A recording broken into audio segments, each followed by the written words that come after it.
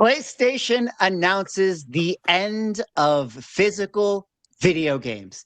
Does that mean that physical collecting is going to zero? We're going to talk about that coming up next on the Ungraded Truth podcast. Detective Comics set a record for 1.8 million. Nobody really cares. Who are annoyed that people are asking them questions, is this book banned? That question didn't exist a year ago. Somebody's submitting like 25 vintage books and getting 15 9.9s. We always think, how could it ever get crazier? And then it always does.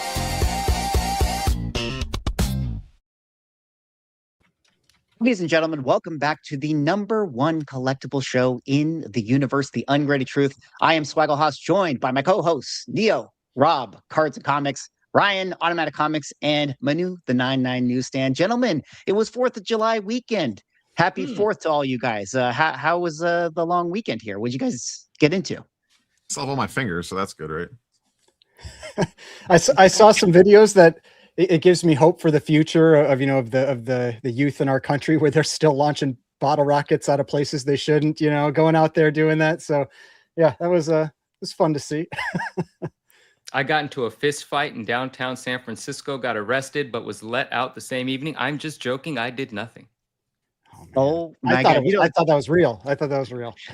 You know what's funny about that little bit of a story? I was actually in San Francisco as well. And after I went to my friend's 4th of July party, I was driving home. And as I was driving home through downtown, someone threw a firework in the middle of the street. The one that's supposed to go like up into the air and blew up, and like the firework washed over my car. Oh, gosh. And luckily nothing happened. But if something happened to my car, I might have had to get into that fight that you were talking about, Manu. Damn, man, it's crazy out here. Do you have anything like a camera? Because I mean, I feel like that could be like a viral video, if you've got like that shot going over your car. No, sadly I don't, but I did wish I got it on film, because it was pretty crazy. Kind of like all of the crazy topics that we have to get into tonight. We're talking about PlayStation ending physical copies of games. We have to check in on what's going on with Absolute Batman. Apparently, there's some aspect to this that's making the book go crazy out there, and we have some receipts that we have to pull up for a couple of our panelists, and we're going to get into many other stories, some 9.9s hitting the market, comic books having a big auction coming up this next week. So lots of great stories. Shout out to everybody in the chat for hanging out with us today. But before we get into those stories, we have to still do a little bit of housekeeping. Guys, the Ungraded Truth YouTube channel needs your subscription. You got to head on over to our YouTube page, which actually just hit 17 subscribers. And our most recent video about Magic the Gathering got 13,000 views. 13,000 views is kind of crazy. It's kind of, I don't know. You guys think that that's cool? I mean, I was laughing at the 17 subscribers, but I was surprised. That was a pretty big jump from last week. I think it was like 1.53 to 1.7. That's a pretty good sized jump. That's pretty good. Wait, did I actually say 17 as opposed to 1,500? Oh, got it. Yeah, you've basically been a mess since this podcast started. You guys have to understand, like, before every show, I'm basically cramming on the exam here, as I prep the show. So we literally slide into home plate as soon as I hit live. But the Ungraded Truth YouTube channel, head on over to the link in our description, guys. Give it a sub, and also head on over to our Spotify page. Give it a follow. Maybe give it a 5-star review. We would definitely appreciate it. As always, the Ungraded Truth is a co-stream across all our various accounts. If you're watching over on Rob's channel or Rob's X or Ryan's channel or my channel, or coming over from Manu's Instagram page, be sure to hop on over to everybody's links in the description. Give everybody a follow, because we definitely appreciate your support. All right, guys, let's get into our lead story today, which was the big news that broke the entire internet. PlayStation coming out with a big announcement that they are no longer going to be doing physical discs starting January of 2028. As you can see from their blog, physical disc production ending in January 2028 for new games releasing on the PlayStation consoles. This was a story that was met with a tremendous amount of hate. I mean, we'll kind of maybe dive into their Twitter post, which got 136 million views when they did this announcement. All of the comments here are like, just absolutely tearing them apart. This post has been updated many, many times. We'll get into like kind of the nuance of, what they have since said since initially making that post. But this has led to, a massive backlash, people going over to change.org, trying to get PlayStation to not be able to do this. In the wake of this, like I said, there's been some updates. One of the notable ones being that within the terms of service that they recently amended since this announcement, they actually say, if you have not used your account for at least 36 months, we may take steps to close it. In that case, we will contact you via email. This obviously is adding, insult to injury, more people getting really, really upset about that. And there's been also reports about PlayStation deleting, certain movies off of the digital network, which kind of brings us all into this mad world of, the digital environment and like not being able to have physical media, which, I want to steer our conversation because, as it relates to what we discuss and everybody who is in the chat is probably most interested into the collecting aspect and what it means for collecting. But before we get into that, guys, just kind of opening it up to you. When you heard this story, what were your initial thoughts about PlayStation ending the physical copy? Who in their right mind thought it was a good idea to have the back-to-back stories of getting rid of physical discs followed up by, and we're taking these movies away from you that you purchased? Like, who in the PR department was like, hey guys, we have a couple announcements to make, like we're just going to do these back-to-back? Was it just like, let's rip the I feel like Band-Aid? that's like the right and left hand, like not knowing what the other's doing. Like it's just, you almost feel like maybe that was like two completely separate parts of the company and they just made those announcements. Just bad timing. Cause yeah, it doesn't seem like that was well planned. But like for me, literally gas on a fire. This whole thing is like, I hate the software as a service industry in general. I absolutely hate it. I've hated it ever since it started happening, when I had apps on my phone where all of a sudden they're like, we're not supporting this anymore, but we have this new version that you can pay us monthly for, like one that I had paid, a set fee to be able to have it the whole time. Like I have an app that I use for golfing, like for golf courses and that kind of stuff. And I bought it maybe like 10 years ago or 12 years ago because I saw that happening, like all this stuff transitioning to software as a service, and they had an option to pay like $50 or something for a lifetime. And I bought it then. And now finally they've told us they're like, we're not supporting this anymore. Now you have to pay our monthly fee or yearly fee to get it. And I hate it. It's everything. It's like, it's absolutely everything that's transitioning to this. I know why they do it though. It's like they make more money. Like, I mean, that's why they do it, but it doesn't mean I like it. Yeah. Manu, did you have thoughts on this story when it hit the announcements? Yeah, I thought, what incredible timing. And what I mean by that is we have this enthusiasm in graded video games. We have record-breaking sales. We're already talking about it. And there's this conversation going on about, just games in general. Is this going to be a market that reemerges, so on and so forth? And then at the pretty much simultaneously, Sony drops this bomb on the kind of the video game community about, the physical aspect of this going away, just bringing video games back into the spotlight or continuing to keep them in this really bright spotlight.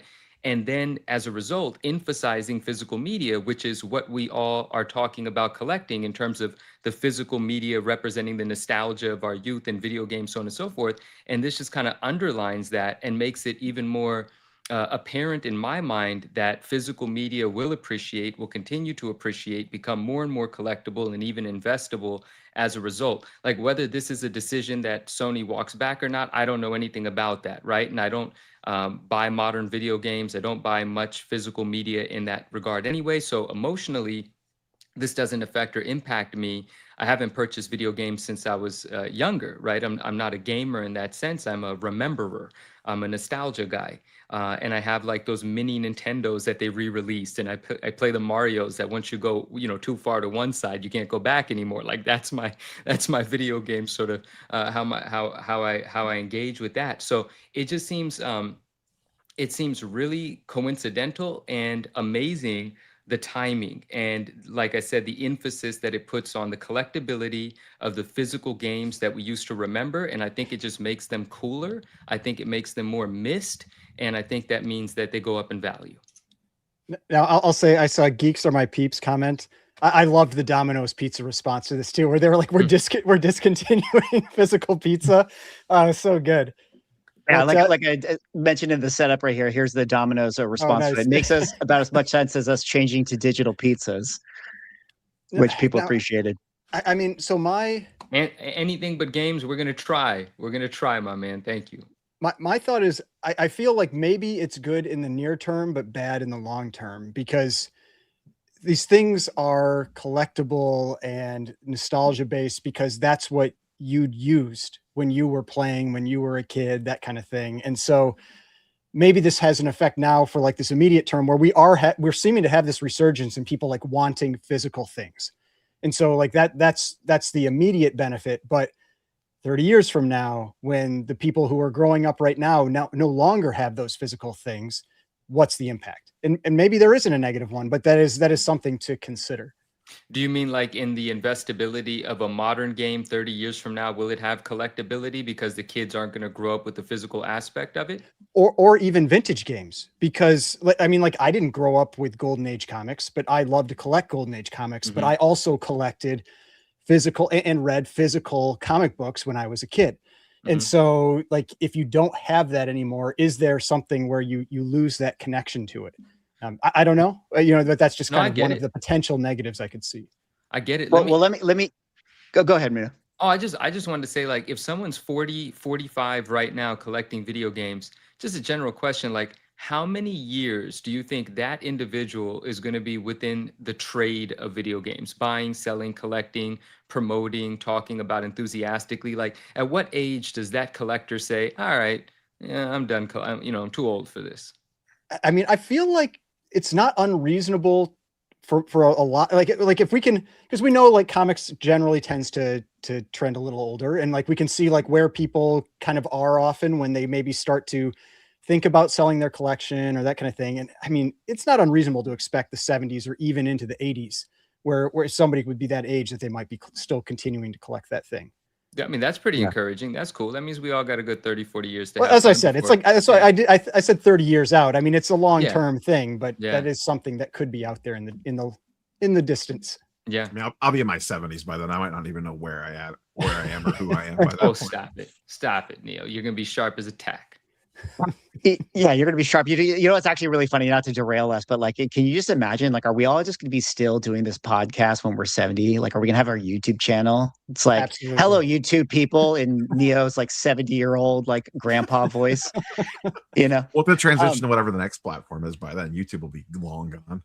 Yeah, maybe. Well, I know. I kind of want to let me just put a finer point on what you brought up, Ryan, because like, as we were kind of hinting at, within this story, a lot of interesting conversation around the collecting aspect got kind of spurred up, where after this announcement, just sales of sealed anything PlayStation like kind of just went crazy in terms of volume. Like just everybody just, on eBay, like all of a sudden buying all this stuff. There were like videos of people going to, big box stores like a Best Buy and just like buying up all these, video games that are sealed and that sort of thing. And it kind of goes into what you were saying, Ryan, where like in the short term, like there is kind of this like, panic inducement. People are like, oh, I got to buy it all, before, it disappears forever. But in the long term, will it really have that effect? On top of that, I saw people make posts on like the PlayStation subreddit where it's hopping onto the physical disc collection bandwagon, which funny enough, this post was removed by the moderator, which, I thought that was kind of funny. And then, this one here that Ryan, you shared in our chat where is it going to expand into the speculation of other people getting more into physical? And yes. I do think that there is maybe something to that in the sense that, even as we've seen where people like are, moving to a more of a digital future, getting into like AI content, or the more time people spend online, there's this other shift as well where people are like, more interested in camping or more interested in going outside. So you have these like, polar things that are actually happening at the same time. And I feel like there's probably a situation that happens here similarly where as we get more digital, people also want something that's more tactile that they can actually collect and hold on to. But then the last thing I totally agree with you too is that, like, yeah, but 30 years from now, the future kids, if they don't have any connection to collecting, a physical game, will they, who's going to be the next generation of bag holders? That is really what we all care about at this point. So, but I don't know if you guys had extended thoughts on, the stuff I just brought up there. I know Manu's buddy has been talking a lot about like the physical nature. Shout out Gary V. Is kind of like the next wave of collectibles to go kind of crazy. Some people have been talking recently too about like why like card shows and Comic Cons and stuff are doing so well post COVID. It's like the one thing where you kind of have to be in person, or like in-person gaming at like your local LGS, whether it's Pokemon, Magic, Dungeons and Dragons, like insert whatever in-person experience here. Like those physical play spaces are booming right now too. And I think it kind of goes back to what you were talking about, Manu, with like we live in this digital world where we're on our phone constantly, but at its core, like humans crave being around other humans to some degree. And as we move more and more to this future like this, like there's less of that interaction in your day-to-day life. So you kind of have to like go out and find it in your off time almost.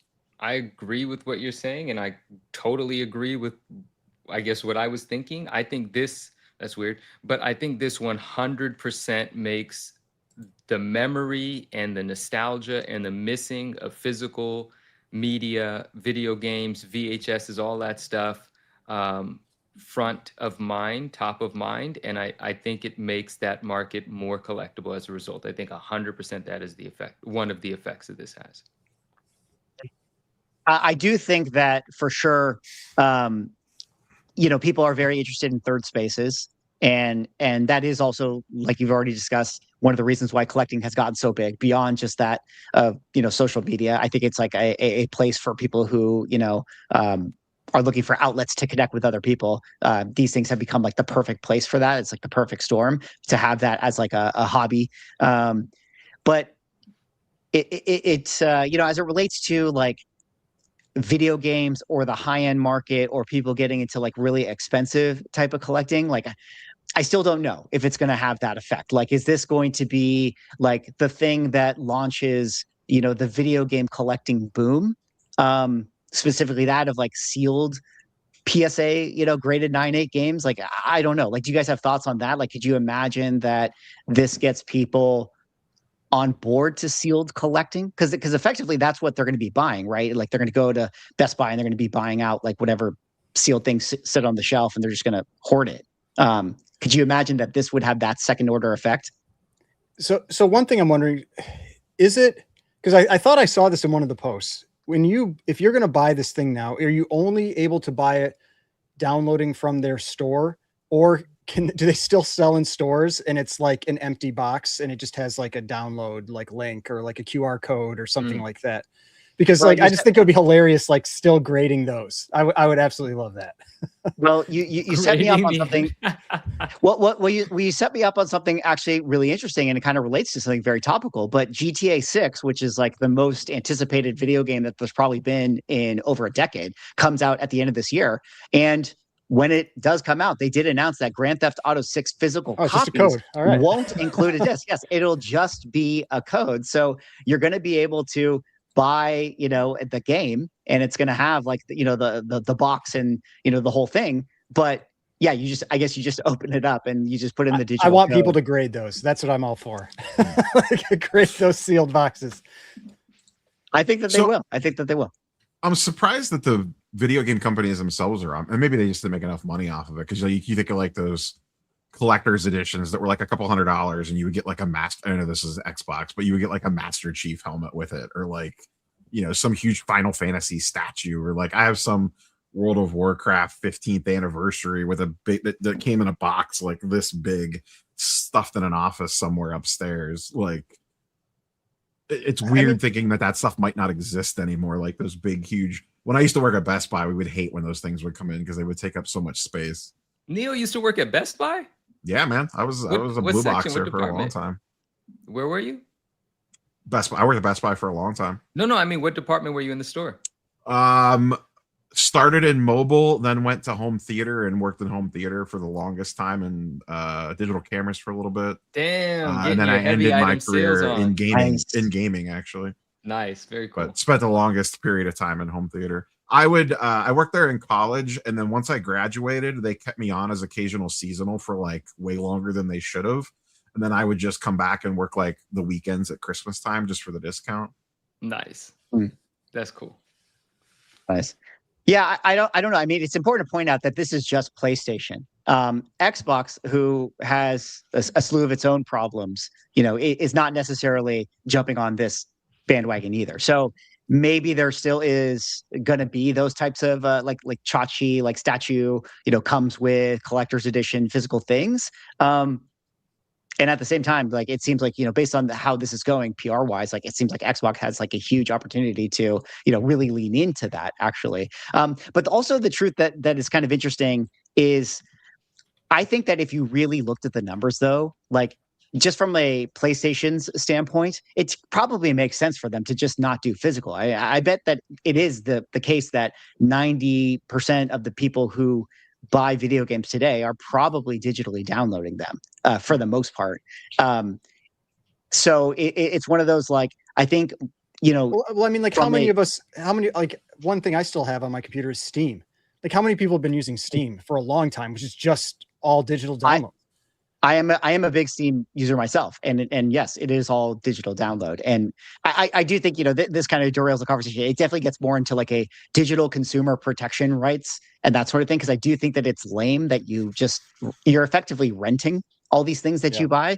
And it probably there's all these like dystopian cyberpunk futures that we can look forward to with all the tech companies continue to do this, and the inshedification process where it's like, yeah, like you'll buy a Tesla and then you have to subscribe and pay subscription to own AC in your Tesla, and then all these little like ways in which like they can like the companies will continue to make you sort of rent the thing and you can never actually own it. And so it's like Rivian. I have a friend that works at Rivian, and like I heard that they were talking about like implementing something where you had to pay a fee to basically be able to use their equivalent of whatever it's called, the where you use like Apple in your car. I can't remember what that's Apple CarPlay. Like CarPlay. Like you had to pay a service fee to be able to use that equipment. I was like, that drives me nuts. I was like, that's ridiculous. Like to have to pay a service for a car that you own, that you pay for. But I mean, yeah, I keep kind of like joking, like show this game, but it's like, this is from a PS3. It's Final Fantasy 13. And like me, like I feel like every 5 years I like pull this game out and I just like, I'm like, I'm going to go play this again. I love the Final Fantasy stuff. And so like, I like having that. And then seeing that thing where you were showing that like, if you don't play something for 30 or log in for 36 months, like they'll like, basically like, it sounds like they'll like delete all your stuff. Even if they let you know, it's like, what if that gets sent to junk mail, which a lot of times that kind of stuff does. And so then you end up losing all your status or like your progress, or you just lose the game entirely and you have to buy it again. I mean, it's all that kind of garbage that it's just not having like, I said this in our chat, like I'm not like super hung up on the physical media stuff, but it's the reason why I never buy movies, like that we talked about, like from services, like whether it was from like Verizon, Fios or Comcast or any of those, because then if you move and you no longer have Comcast, all those movies you bought are just in the garbage. Like you don't own them anymore. Like, totally. It's like all that kind of stuff just drives me nuts. What this makes me think of is our friend in the chat here. Where'd that comment go? Real Talk Russ, what up, my man? He goes, where's the excitement of digital copies? It's like NFTs, LOL. And I'm not here to pick on NFTs or anything like that. But what he said reminded me of a thought that I had when we, first started to kind of have this conversation. And, when this whole vaulting thing sort of came into play for collectibles, I've been very vocal about the fact that I like touching my cards and my comics. Like I like to have the physical item, the idea of it just being vaulted away and then being sold by that company and then shipped to whomever owns it. And then that person's going to vault it away. It never connected with me. It doesn't feel like my variety of collecting. And because there's a physical asset, a physical media, you know, a thing that I remember and love, but now this environment, this ecosystem's created of the idea of it being traded around. Essentially, we don't actually get to inspect it. We don't actually get to see the finer points of what made this one the 9.8 or the 9.9. Is it overgraded, undergraded? You know, all of these things, right? And so it's really interesting that a company takes away the physical, and rightfully everyone's in an uproar, but I was sort of just apprehensive about the idea of physical goods being conducted in an intangible sort of way, because it represents this thing. Like, well, you're not collecting, but I'm not super against it. Like, if you're investing in it, you don't have to have it. A lot of times I buy a physical item and it's stored away and I don't see it for years anyway, right? So am I contradicting myself? Am I being a hypocrite? I don't know, but this reminds me of that, like this world where a card comes out, someone on Whatnot rips it for you, they ship it to a grader for you, the grader grades it, puts it on sale on their eBay page, the buyer buys it, it gets vaulted. The physical item kind of doesn't exist anyway in that sort of regard, right? So it reminds me of that. But you know what the difference is on that? Is the that you have the option in theory Yeah, to have it. And I correct. think that's where a lot of the anger comes from.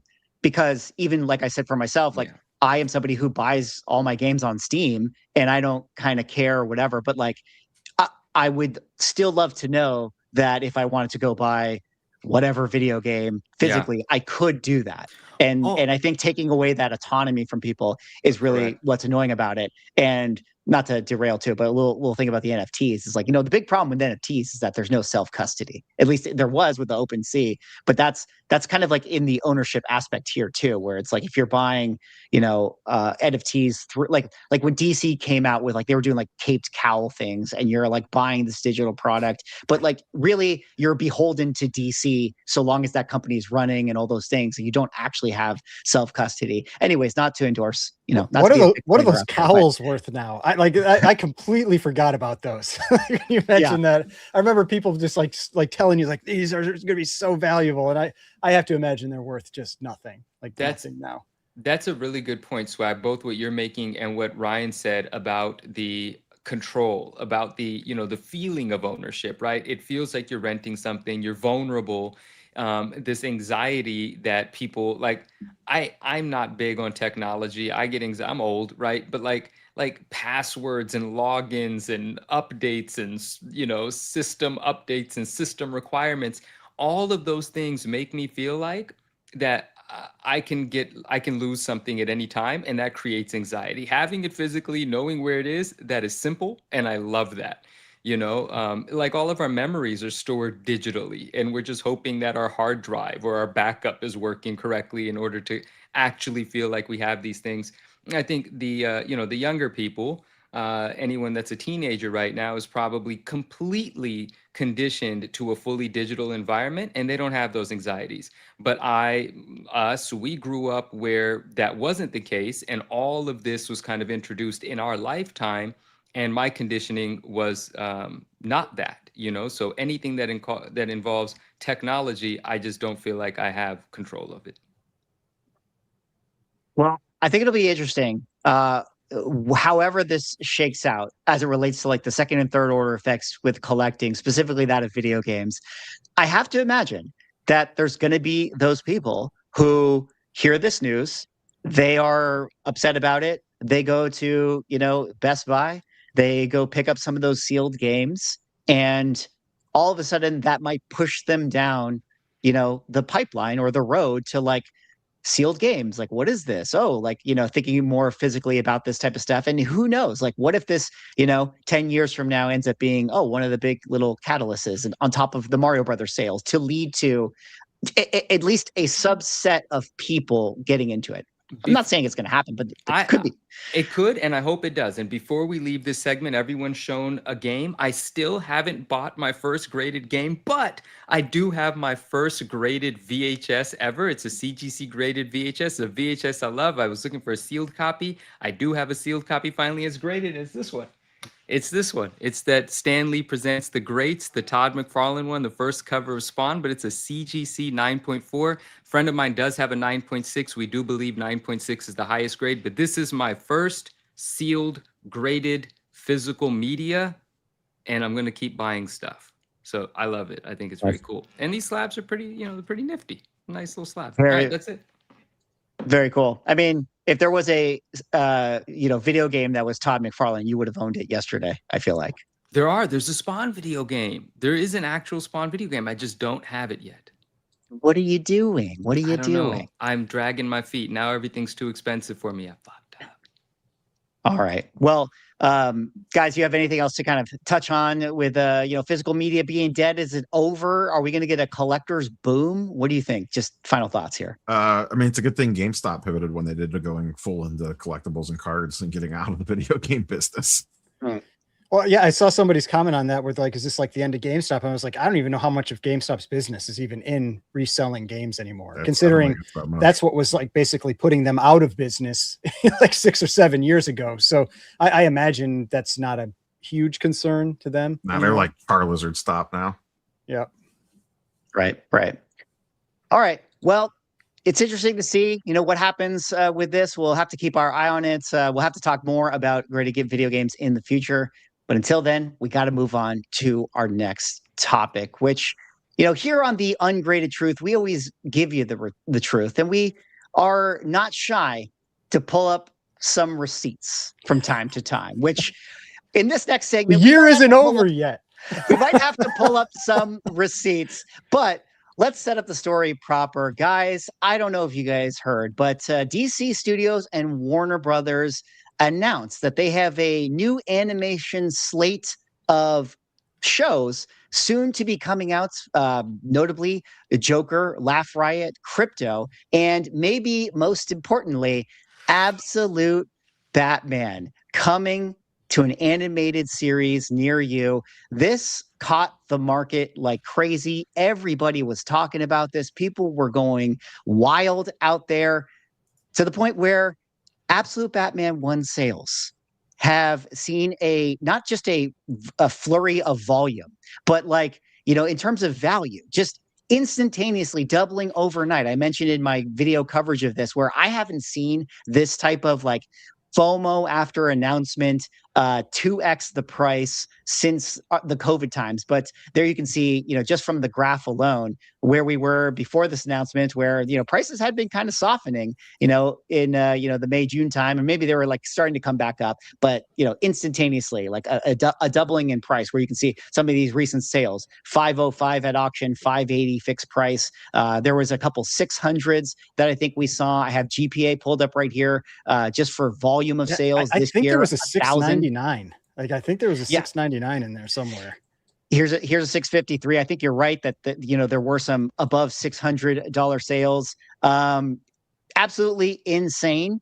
And as soon as this announcement happened and the prices were going crazy, I got a flood of Absolute Batman stans in my DMs that had to pull up the fact that back here on the Ungraded Truth Instagram account, one member of the panel, Ryan, made his biggest loser spec of the year, or biggest loser prediction of the year, which would be Absolute Batman Spec, which was even, tongue-in-cheek controversial at the time. But Ryan, what do you have to say for yourself now that, Batman is going to the moon? All right. So people don't give me any credit for being right for 6 months of the year. There's one time, it all of a sudden jumps, but we still have 6 months left. So we'll see what happens, because I mean, I do feel like this is obviously going to help boost the price of this for a while. I still think my theory on it is correct. Maybe it just pushes out a little bit further. There are so many copies of this book. It became popular very quickly. So they're very high grade. There's a very high 9.8 rate. There are more 9.8s already out there of this than there are of Ultimate Fallout 4. I mean, it's there are a lot of them, and that's going to matter. But for right now, yeah, it is definitely higher. I mean, the day before the announcement, there were 2 sales, I think, at 275. And then, like you said, it straight up doubled. And the crazy thing was the volume. They sold 40 copies on the 25th, 9.8s, alone of cover A. I mean, and that's part of what really caused that jump in price, is that on that day, you see like the price ranges were all over the place that day. And they actually like basically ran out of volume. And so you're at the point now where on eBay at any given time, there's only like 6 or 7 copies available. And when people put them up for sale for anywhere from 500 to 575, they sell like instantly. And so then you just have the ones that are left are the ones that are priced higher than that, where people are like trying to see if they can get more. Now, what I think will be interesting to see is what the census looks like about 2 months from now. I did have somebody that commented in my comment section that they said it took them 6 months to get their recent submission back, but they use CCS to press their books. I would not use CCS. I would be sending them to somebody else and then send it to CGC. And then your total turnaround time would probably be like 2 to maybe 3 months at the most. And I imagine we're going to see a big increase in census at that point, because now we've jumped up in price again. Because that was the thing, like it had dropped down to that like 250 to 275 range. And the benefit of grading had largely diminished because people were selling raws for 150. And so you could just sell it for 150, or you could risk going for the 9.8 and getting 275. So people just sell it raw. And so even though we were still seeing about 50 to 80 new 9.8s per week, we weren't getting the over 100 anymore. And I imagine about 2 months from now, we're going to start seeing like 200, maybe 300 a week. I wouldn't be surprised at that for a little while, based on these prices that just happened. But hey, we'll see. And like I said before, like it's win-win for me, because I got my competition with Manu right now for dork number 1. And right now, Absolute Batman's looking pretty good. You're looking good. Here's what I want to add to what Ryan said. This is all fun. Like, I love this, right? I love that there's an animated series coming. I look forward to watching it. I like that the prices went crazy. But here's another thing that I really like, and correct me if I'm wrong. Dan Quintana came out and said, "Sell right now." Am I correct? He gave the warning. It was a different guy. It was a Dave Quintana. That wasn't the artist that said that? No. That's what I loved about it so much. I thought it was Dan that said it about his own book. And I thought, yes, that is what we need. We need an artist. Read our full chat strings. Oh, man. So who is that? At least Dan's brother or something? No, who is that? Just the guy that should have warned me. Oh, shoot. That changes everything. Well, delete that one. My gosh, shout out Dave Quintana. That's hilarious. Well, never, let go of a good segue, because, in the wake of this, one of the interesting things that did happen was we had Dan Quintana on his Whatnot stream sell a piece of original art, or excuse me, a sketch cover that he did of Absolute Batman for $18,000. So on Whatnot, yeah. I wanted to talk to you about that. To put it in perspective, I mean, $18,000 is a commission price. Like, I think that might be above guys like Jim Lee. It's pushing the Jim Lee price. Like, I mean, like, I think he might've been 30, but like it's getting there. Yeah. And it's granted, it was a very high fidelity sketch cover. Probably Jim Lee, even if you get him to do a commission, he's not doing that level of detail work. But I say all that to say that I feel like not just in Dan Quintana's art, star status as an artist right now, it just goes to show like the Absolute Batman fervor is really there. And fervor. If I kick it to you, Rob, in terms of like your thoughts on this, like, why would Absolute Batman be the next Ultimate Fallout 4 versus why might it not be perhaps the next ASM 300? Like, you see where I'm going with this, where yes, it has a high print count, but is it going to fall by the wayside of Miles Morales, or is this just going to be like this generation's ASM 300 and a million copy print be damned? It could be a $3,000 9.8 at some point. I think it's more likely to be Ultimate Fallout 4, that like a lot of people want to own one, but this just feels like pure FOMO taking over. And that this thing's gonna, I mean, do we think it probably peaked? Has the momentum kind of slowed at around that like high fives price point? It seems like for now. I mean, it's only been a week and a half, so it's hard to really say for sure. But yeah, it's we're having sales anywhere between 500 and like 580 at this point. Yeah, I would imagine that this thing's going to probably slow down at that 600 ceiling, and I wouldn't be surprised in like a month or two if we're seeing them sell like closer to around 500. That's typically what happens in these things. They'll level back up and then they pull back, but it pulls back to higher than where it was before. So I think with this, the main thing I think this has done is raise the floor on that book, where it was creeping. What was it? It was flirting with below 300 right before this one. I mean, it had been basically at 250 and been there for a couple months, and over the last month or so, it had trickled back up to maybe like 275 to 280. Probably because supply was starting to dry up. Everyone had sent them in; they were all starting to come back from CGC, and slowly supply starts to dry up. So it starts to slowly tick up on its own. But yeah, I think what this has done is it has given it a higher floor. And then I think what'll determine it is how good is the actual show itself. You know, if the show comes out and it sucks, or it's just like, not my absolute Batman, whatever the case might be, then it's probably going to pull back a little bit. If it comes out and it's like, Batman. It's like season 1 of X-Men 97, where everyone just absolutely adored it and couldn't get enough of it, then it'll probably raise the floor higher. But I don't think this is going to be like an ASM 300 situation. That doesn't mean that it can't be popular. That doesn't mean that it can't sell for a good amount of money. But I don't know that I see it surpassing like Ultimate Fallout 4. Yeah, I think that's the class of book that it is in. Yeah, still only 35 cents in the chat. Shout out to him. He's got a great YouTube. He actually brought up something that I thought was really interesting. He said in his comment, it works for DC because they can lean into absolute Batman when Batman hits public domain. Public domain for Batman is around the corner within like less than 10 years, I believe it is, because Batman, is 1939? So, something soon. And yeah, it is interesting if DC is thinking to themselves, hey, this Batman is going to be open to whoever.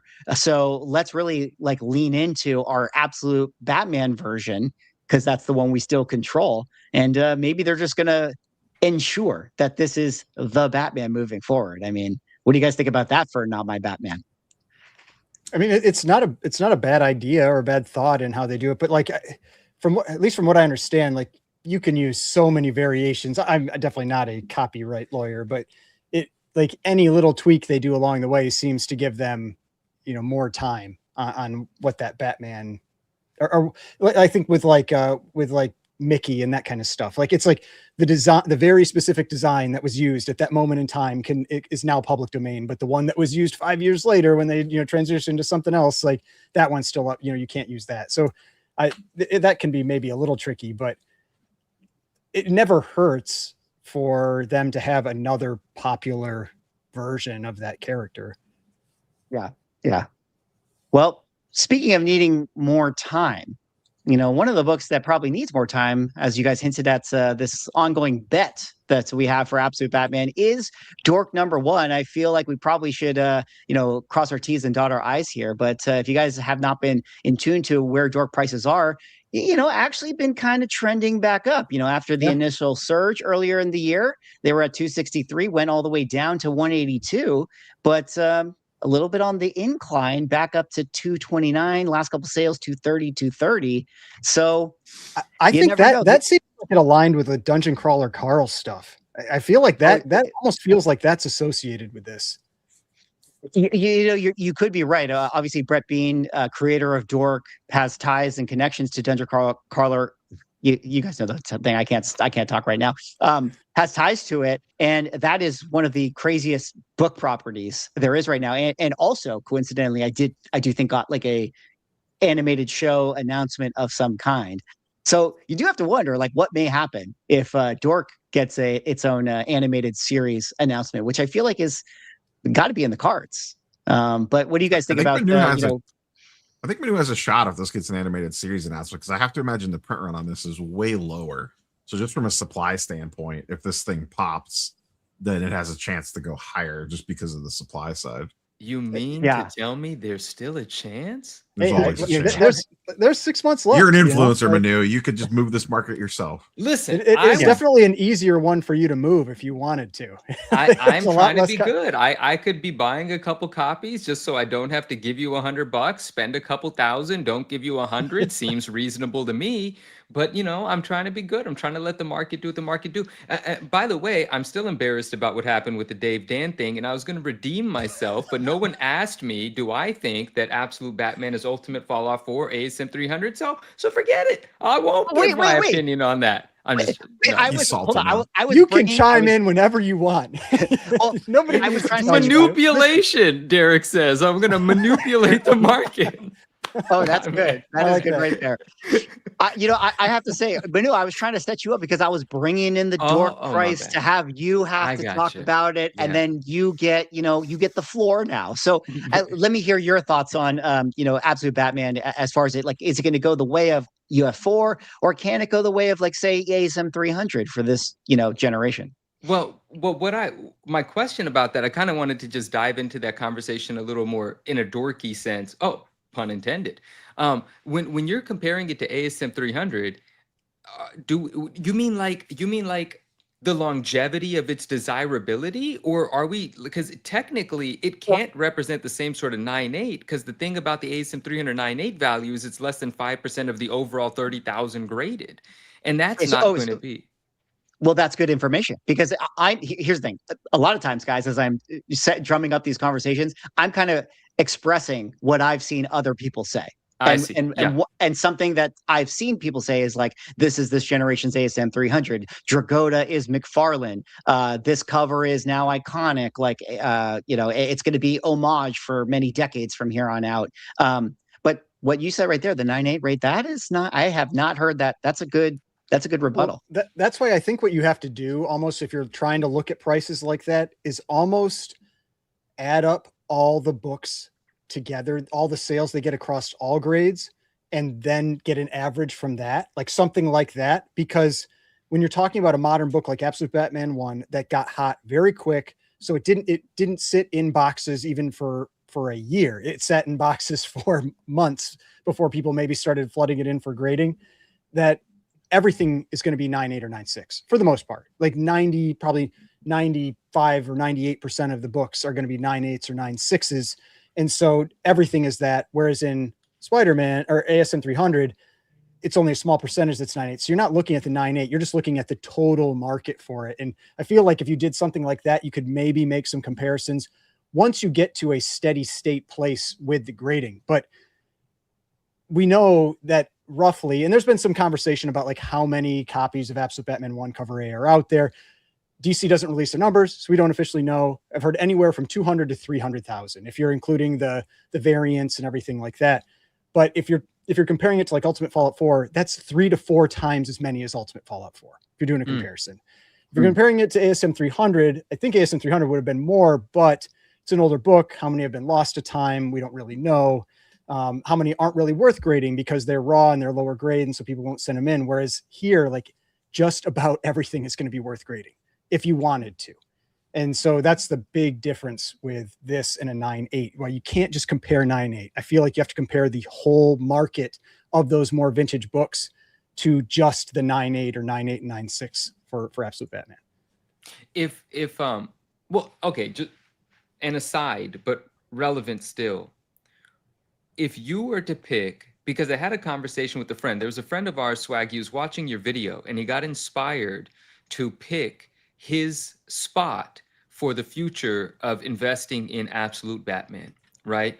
And he wanted to know my thoughts on it, but I didn't have thoughts on it because I haven't looked into the various covers. I own one Absolute Batman book, and it's this awesome Catwoman cover that I really enjoy, right? I don't even own Absolute Batman issue 1. I forgot what issue that Catwoman cover is. It's just really dope, so I bought it. I was at a local comic book store, Blue Moon Comics, San Rafael, shout out. And the question is, for people that have more experience and have been following which covers exist, which ones are more scarce, some people are still going to rip the covers out of the other printings, rip the top covers off to have the cover A, which subsequently might make some of those other covers more rare, albeit we won't know how many were taken apart to make a cover A. But the question that I need to just get to is, which book would you pick if you were investing in one book to just make sure you have a hedge, and if this thing is going to last forever, you got something to sell and say you got a piece of it? What's that one book? I'd buy cover A. That's it? I mean, like, that's that's the one that's recognizable. Nobody knows what the other ones look like. No, Like, Catwoman is 13. That issue is so good looking. All right. Are there, how many 9/9s and 10s are there of cover A? Like only let's- 3, and that's the wild thing. They three popped 9/9s up or 10s? 3 9 0 That's 10s. it? They popped up right away early on, Oh, and CGC yes. hasn't given any since, and it's really made you question, like, are they looking for them again? You know, like there's, I would be interested to see if somebody put one up for sale, what they'd go for right now. You know what's funny about that? That same thing happened with Dork, where Dork got a couple 9/9s right out the gate, Right. and then it hasn't gotten one since. And I wonder, have an tinfoil hat time, objective. guys. I have an objective. Tinfoil hat time. Yeah. Do you think that there's an element here with CGC where it's like when they get in these new books, they're just grading them like they see them? Hey, this one's a 9/9. Cool. Let's give it a 9/9. And then when it becomes a phenomenon, it becomes hot. Absolute Batman becomes hot, or like Dork, gets hot. Are they sort of like, whoa, wait a minute here, guys, like we got to like make sure that we don't just over 9/9 it. I mean, do you think that those conversations could be being had? Yes, but I also think that it's the reason that's interesting is because I think it goes against what you hear a lot of people out there say when they're like criticizing CGC and saying like that they're giving people higher grades to get more money. It's like they would give these books 9/9s then, because then they could charge them a walkthrough rate. I mean that book when it sold early on, I think it was like December or January, the last time a 9/9 Absolute Batman 1 sold of 2025, sold for like $500. That book, if it sold right now, I bet it's like $5,000, maybe more. I bet you could hit, like, if you got that for that 9/9, and they could easily just charge a walkthrough price and be like, all right, you owe us, $150, $200, $300 instead of the normal $27. I want a PSA 10 of Absolute Batman #1 cover A. That's going to be what I hold on to into the future. Is there? I was about to ask. I don't know. I don't know. I was about to ask if there was actually a PSA 10.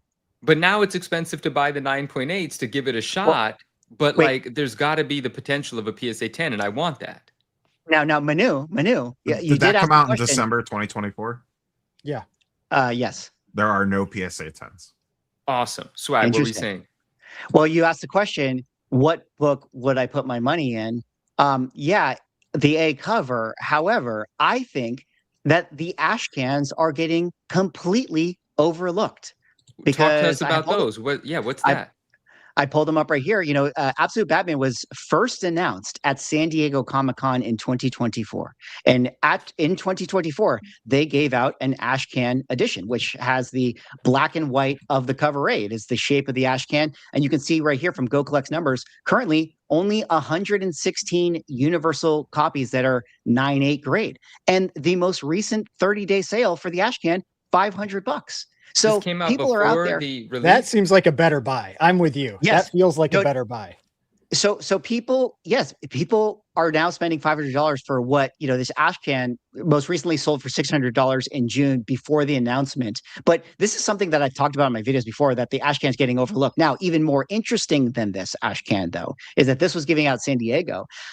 I could be getting this wrong, but this is what I understand it to be. But it was something like this. There was a panel at San Diego Comic-Con that year, and I do believe Scott Schneider was on the panel. And at that panel, if you attended, they gave out an ash can, which was the foil version of their ash can. And it's got, this kind of look right here. And this one is even less copies out there. But the prices for this were always expensive. These were like $1,000 9/8. There was a sale just yesterday on July 4th for $2,600. And to me, this feels like this is the one you want to get. As far as like the Grail book, there's 100 universal copies. How many 9/9s does that say? Are there It looks 9 like of them? there's five. It's a five foil, 9/9s. so that makes sense. Yeah, there's a foil. So, one of these two is really where you want to be going. I mean, there's 316 total normal ash cans graded, and then there's 148 total graded. And there's a lot of these books that are signed because Dragotta was there. People got them signed in 2024. But either way, to answer your question, I think if you're putting money into Absolute Batman, if you're a true believer, it seems like you want to be going for one of those ones. So what we're saying is we're challenging all the people out there. Like, if you're a true Absolute Batman fan, go out and go $2,600 for a foil. Swag, just enlighten me because I missed this. Did either of those ash cans come out before the comic book store had the cover A? Oh, Is that what? they're all before. Yeah. Both of those way are before? Yeah, way before. Okay. You could have Yeah. told me before this episode. Damn. I mean, but Really? neither Clearly, of them wait. are the first appearance though. Like neither of them are the first appearance. First appearance is that like all in DC No. or whatever. Even better. Even better. They Yeah, came what's out the first before the appearance first then? appearance. No, they came out before the first appearance. Can you pull Oh, up this did they? all-in Okay, I DC didn't thing? know I that. don't know anything about any of this stuff. Can I see that? Okay, What okay. is that? I don't remember the exact title. It was something like that. Manu's about to spend Manu- $100,000. Yeah, on Batman Manu books. is- I I don't even know just what they are. spent all in. $100,000, Neo, on. Okay, anyway. okay. Manu just casually dropping that he dropped 100K on something. On something, it's not even. Yeah. Anyway, yeah, I need wait, to wait. make it Maybe- all back okay. now. I don't know. Hold on. Maybe I have this right. Maybe I don't have this right. But like, okay, I did a Heritage Auctions video. Shout out to Heritage, where I was covering, sales that went through the weekly, and I covered the Absolute Batman foil edition that sold. I frankly, I should have bought it because, like, where it sold was way less than the most recent sale. I'm pretty sure when I did my research, those things came out before the all-in DC preview. But Manu, this book right here was a all-in. Oh yeah, 2025. Yeah, of course it came out before. It's not that cover. That's a free comic book day. Are It's you a sure cover- this is not it? Yeah, it has a bunch, all the different characters. Guys, I on the love cover. this right now. This is Oh, fun. is it this one right here? Is it this one? Let me see if you click on it. Yeah. Okay. I did do my research. This came out. This is it, Ryan. It's this one you're talking about. Hold on. This one. Yes, it is that one. Okay. Yes. Okay. Sorry. I pulled the wrong thing. I did do my research, guys. This is the one I was looking at. All in special number 1. This came out in October of 2024. This was like more of around the New York Comic-Con time, where San Diego was in July. So a few months prior to that. But yes, Manu, so this was technically the first appearance of the all-in universe that Okay. included Batman. So some people out there in the market try to pitch this as like, this is the one you should get. I still think the Ashcan is the one that people should be getting. That ash but can even is with this- amazing. Oh, and it's the on the price- cover. So that's the back cover that's got Absolute Batman on it. But yeah, and so Uh, that's why I'm saying like this has never really been the book, even though it's the first appearances, and it's because that one cover has become so iconic. And that's why I do agree. I like the idea of the ash can and that foil because it still has the same look, which is what people are really looking for with that, with that book, with Absolute. Yeah, Batman. but this is a good bet. This is a good, I don't know what the prices of this are, but this makes a lot of sense to own. Like if we're talking about Ultimate Fallout 4, great book and it goes through its motions or whatever, but then there's that previews thing and there's that other thing and all of those things have value. Those have newsstands associated with them as well that are exponentially more rare and more expensive. This doesn't have that fun factor, but those ash cans are sort of like the newsstand thing, right? Lower produced, harder to get, little talked about. Most people don't know. Most people are on the cover A thing. That's what they follow. That's what they love. But it makes sense that if you're betting into the future of Absolute Batman and you just enjoy this sort of thing, like the ash cans, absolutely, but this too. This is great. We can see actually, look at that. Even just today, $400 9/8 sale, which probably is the highest price. Did paid. someone just bin that in the last 5 minutes? Yeah, How quick it does very Go much could have Collect been. update? Yeah. So I don't know. Really interesting stuff with this story. I think Manu is all of a sudden is going to be like, knowing Manu's style, he's like probably all in on this Absolute Batman trade. I all of a love sudden. it. After we love get off this tonight, he's just going to be out there trying to buy them all up or just like putting watches out. So That is the ash can would foil be so like fun to the Ultimate Fallout 4 variant that like that's the one, the Drevich or whatever it is? Like, Yeah, that might be the one. It's important to point out, though, again, just to put a point of emphasis, I already said it, but I think that there are quite a few signed of those copies in 9/8. I mean, it doesn't change the total graded that we showed, but like, don't just think that the 9/8 is like the top of the top of the top. I mean, I think Oh, that man. maybe the foil ones are the signed ones are the top. I know why I was thinking of that foil and a signed copy. I remember seeing it was either a Facebook post or a Reddit post months ago, and that person is probably just dying now, where their shipment that they were supposed to get, I think, back from CGC just disappeared in the mail. And the person showed like the books that were in it, and one of them was that foil book signed by Dragotta. And it was, I think, a 9/8. And he's probably just like, oh my God, I just lost like $3,000 or something like that. And he probably at best got a couple $100 or something, maybe, maybe 500 or 600 or whatever from from the insurance side of it. Yeah. But, oh man, sucks. That's a bummer. Well, guys, I mean, there's the Absolute Batman report. I mean, still 6 months to go in the year. We'll have to check in to see if how this bet actually shakes out.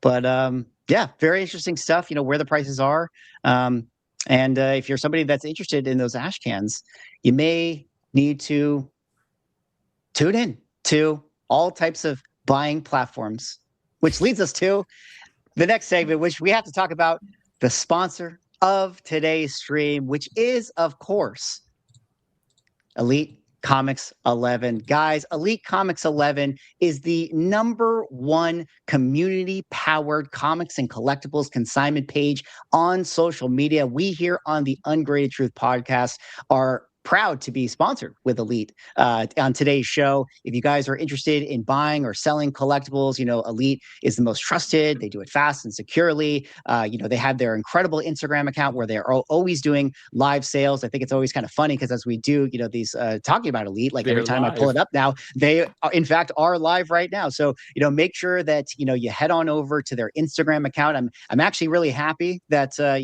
as we gave them a shout out on our last show, their follower account was below 49,000. Now they're at 49.1. So nice. I don't know if we had anything to do with that, but I would like to take credit for it. But Manu, I know that you sent us a few, images and stuff. Like, do you want to kind of talk a little bit about Elite and the recent sale that they did? Yeah, I did want to talk about that. And before we jump into that, just piggybacking off of what you said, I did also want to shout out our friend Eddie, because after the first episode, I think it was just the next day, Eddie messaged and said the advertising is already working, because he went on to Elite, followed the page, browsed the page, and picked up a 9.6 giant size X-Men. So and that's what he said. He said, I'm the proud new owner of this 9.6 giant size X-Men. So I think that's beautiful. And guys, just, sincerely, if any of you guys, hear about Elite through this and go over there and make a purchase or follow, just drop them a line and let them know that you heard it from us. That goes a long way for us and for Elite. And I love that. So that was dope. Shout out, Eddie. So what Elite does from time to time is they have a platinum night. And I'm not sure the frequency of it, but it's multiple times a year. And they announce it on their Instagram page. So follow the page and see that. And I wanted to, kind of get some highlights of what's sold during this platinum night. And it's not like their typical live selling where a seller might get hours or an entire day. The sellers come in and they hit it quick. They bring their most exclusive stuff, and it just goes on for one night. So you have a shot at the live sort of experience of negotiating and making offers on super rare things. And some of the things that sold, I'm like unfamiliar with, but some of the things I'm very familiar with. But for instance, and Ryan might know a thing about this, because there's a bunch of stuff that's old. Like this book's from 1942, a Captain America Comics number 17 sold. Right, that's one of the highlights. Those are the kind of things that are available. There was a weird I mean, one of the big ones I saw that they sold that is like a super rare book, and I brought mine down here just to kind of just to show that I know what I'm talking about with this book. Yeah, they had a dynamic number 8, which is this book right here. They had a restored copy that they sold. Oh yes, and yeah, the that 6.5 one right there. Restored. Yeah, that book, like this is one of the reasons why, and I mentioned in the last one too. This is why you need to, like, if you're looking for rare stuff. Like this is a book that total copies on census, including restored and unrestored, there's only 33. Like super rare book. Damn. And so like if you're looking for that kind of stuff, you need to give yourself as many options as possible to find them. And so, like I follow Elite and all that as well, just because I've picked up some of the really rare books that I've owned over the years through their platform. And that's just one example of one where like you never know where some of this stuff might pop up. And Elite, especially these like platinum nights when they have some really big stuff, like you can find some really cool rare stuff like that. And then no, that's awesome. And I'm glad that you have that book. That book's dope. That's out of my wheelhouse, but I like learning about it. One of the things that I saw, and I was in the stream when this happened, is there's a gentleman that comes on and he always brings vintage posters, rare posters, movie posters, just all kinds of really cool pop culture stuff. And he sells, one of a kind items, so on and so forth. But he brought out a Donruss set, a 1966 Marvel Donruss set. And I love that set. And this was a nice condition set. And not everyone's aware of how much these things are always selling for. So the opportunity to get a great deal, and everyone's happy. The seller put his price on it and the buyer even negotiated and grabbed it. but literally grabbed this set, this complete set, for less than half of what I just sold 3 of these sets for. Meaning each of the sets I sold was almost twice the price of this, and one was well over twice the price. And so that's just a great opportunity. And it wasn't because it didn't move. It's because the seller had a price on it that he was fine with, and someone made an offer and the seller accepted the offer. Like, that guy who bought that can go sell it for double the price right now. And so I thought that was amazing. So a lot of fun stuff goes up for Platinum Night, and I hope you guys check it out. But yeah, shout out to Elite, shout out to a successful Platinum Night, and there's a bunch of dope books on the page right now just to go look at. And you could make offers and all that stuff too. You could just buy them outright, or you can make an offer. What's that Donald Duck with the gun where he's about to shoot the thing off of his beak? What is that? That looks amazing. I don't know what that is. Kind of a classic. It's a Walt Disney's Comics and Stories. Yeah, that's dope. Yeah. Yeah. So if you guys don't know, of course, gun safety, Elite Comics 11, amazing Instagram account. Definitely go give them a follow. They're posting books every single day, all kinds of, stuff from, expensive, rare things like the dynamic comics that Ryan was talking about to even, some, affordable keys, like even just like this Silver Surfer #3 right here, 5.5, 275. Sounds like, that book is way undervalued. My favorite villain book that there is, and I cannot believe the prices on it. But Rob, let me kind of pull you in a little bit. These guys are talking some books. Let me kind of see. I'm going to find There's actually one I want on here, but I don't want to talk about. No, just buy it right now. Then write a claim on it right now. I just pulled up the page and was scrolling, and I'm like, oh, I've actually been looking for that. That's hilarious. Actually, this is an interesting one. Let's have a little debate right here, because we got an ASM 252. In a newsstand for $6.49, and then the Marvel Secret Wars 8 in a newsstand, a 9.6 Canadian price variant. Ooh. But there's always been kind of a big debate here, where it's like, which one's the best black suit, comic to own. 252, bro. Yeah, I love 252. I own both. I think it's so much better. But give me the 252. A lot of people disagree, though. A lot of people love the like jazz hand Spider-Man. But I mean, they're both good. I like the throwback to AF-15 though. It's an AF-15 homage. It's 250. It literally came out before Secret Wars 8. It's not like it's tied in the running. Secret Wars 8 just gets the credit for being like the origin story, but it's told after the release of 252. Is that another thing I'm saying during this episode that's completely wrong? I don't think so. I think that I'm actually no. It is confirmed 252 did come out before, but it had been a big debate in the community for some time. I mean, 252 came out way before. Good. Yeah. Thank goodness. The question was always about Marvel Team Up 141 and that other and the Spectacular Spider-Man 90. Like that's where like kind of the question always was. Correct. But, yeah. I mean, hot take: the best black suit cover is Web of Spider-Man. #1, Charles Vess. Yeah. Love that book. You're just talking cover. Yeah. Dude, that is actually one of the best covers for sure. And maybe Elite will have it posted next. But guys, definitely go give Elite Comics 11 a follow. They once again are the largest, most trusted community-powered comic and collectibles consignment page on social media. Definitely, if you go over there, if you find some good stuff, even if you're not ready to buy anything or consign anything, they're just a good follow, like keeping up on the market, 100%. Seeing what's out there. So go give them a follow. Shout out to them for sponsoring the show tonight. We definitely appreciate Ali and the team over there for being a fan of The Ungraded Truth, as we are a fan of his page. Absolutely. And Swag, let me just mention, that was beautiful, but I think it's worth mentioning. There's 2 books that we talked about on the last episode. I feel like I stuck that double axle landing right there. You know what I mean? I was feeling he was bolts. He was bolts on that. I'm sorry, but I want to give you a little bit more credit, because there's 2 books that you continue to highlight, and we talked about them, and they both sold. That Iron Man with the quotes, right? We talked about it. That got claimed. Okay, big nice. Book.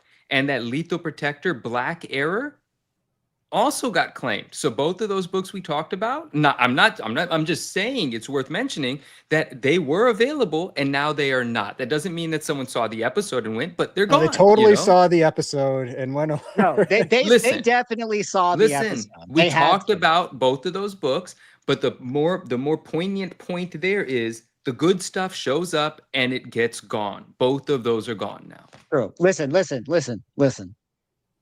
the ungraded truthers, okay, the army that we got, we come to play. We put that money on the table. We say claim. That's it. That's Neo, the go claim that that we book. have. What are you doing, That's Neo? Go get it. I do want to see him claim it during the show. Would you do it, Neo? Nah, Would they you gotta do it? put an offer in on this one. All right, well, Talk shoot to the the offer, show. shoot I'll the tell you offer. guys what it is for the show. All right. But anyway, that was fun, Swag. Thank you for that. That was great. Yes, guys, follow Elite, please. We mean it. We're not just saying that. It's a good place to follow, and let them know we said hi. All right. Well, we got to go over to the next topic. Unfortunately, Rob, you're going to have to lock in for this one because this is in your wheelhouse here. But we did a show a couple weeks ago talking about PSA's backlog. Well, we do have some updates on that from show host himself. Rob made this post right here, the PSA backlog tracker. Can you kind of wax poetic a little bit on this one and kind of give us the rundown and update of what's going on with PSA these days? Well, them along with pretty much every other grading company had a record-setting month this month in regards to stuff graded. But they shaved 2 million off already. They graded 2.5 million cards in June, which is a new all-time record for them. And Jesus, yeah, now it's down to 12 million. The target goal is 5 million before they reopen. So, assuming that they continue to expand capacity as the year goes on, we'll probably see some value tiers open up in early to mid fall, like October-ish maybe. I don't think it's going to be wide open. My guess is they do some sort of tiered approach where the more expensive stuff comes online first, and I'm sure it'll be throttled. Otherwise, they'll end up right back in the same situation they're in right now. But yeah, pretty good for the first big update out of them. And then they're doing updates every 2 months or every 2 weeks rather, going forward. There's actually a lot of grading news this week. A lot of places are the National, which is the sports card version of New York and San Diego Comic-Con, is a few weeks away. And they announced their on-site pricing for grading, which caused a lot of stir because it is pretty expensive, but it's probably going to sell out. The minimum price is $230 to get a card graded in about 3 days. That news also came out this week. But yeah. So was this the plan that they were going to be able to knock out? You said 2 million cards in a month? Yeah, this backlog started at 14 million when they initially shut down about a month ago. This is the first update that they've done about, I think it's like 4 or 5 weeks in, and they already cut off 2 million. So nice. Yeah, I mean, there was no plan heading out. I don't think that they knew exactly how much, because remember, there's still people submitting at higher value levels that need to get done quicker than the stuff sitting in the backlog, like people paying for express services and stuff. So yeah. I don't think that they were 100% sure how much demand that those services were going to get once they shut down and how much that would slow them down. So I don't really know if this was like better than, they didn't say, they just posted the number. We didn't get much in the way of context if this was like, oh, this is way better than we thought that it was going to be, or oh shit, this is way slower.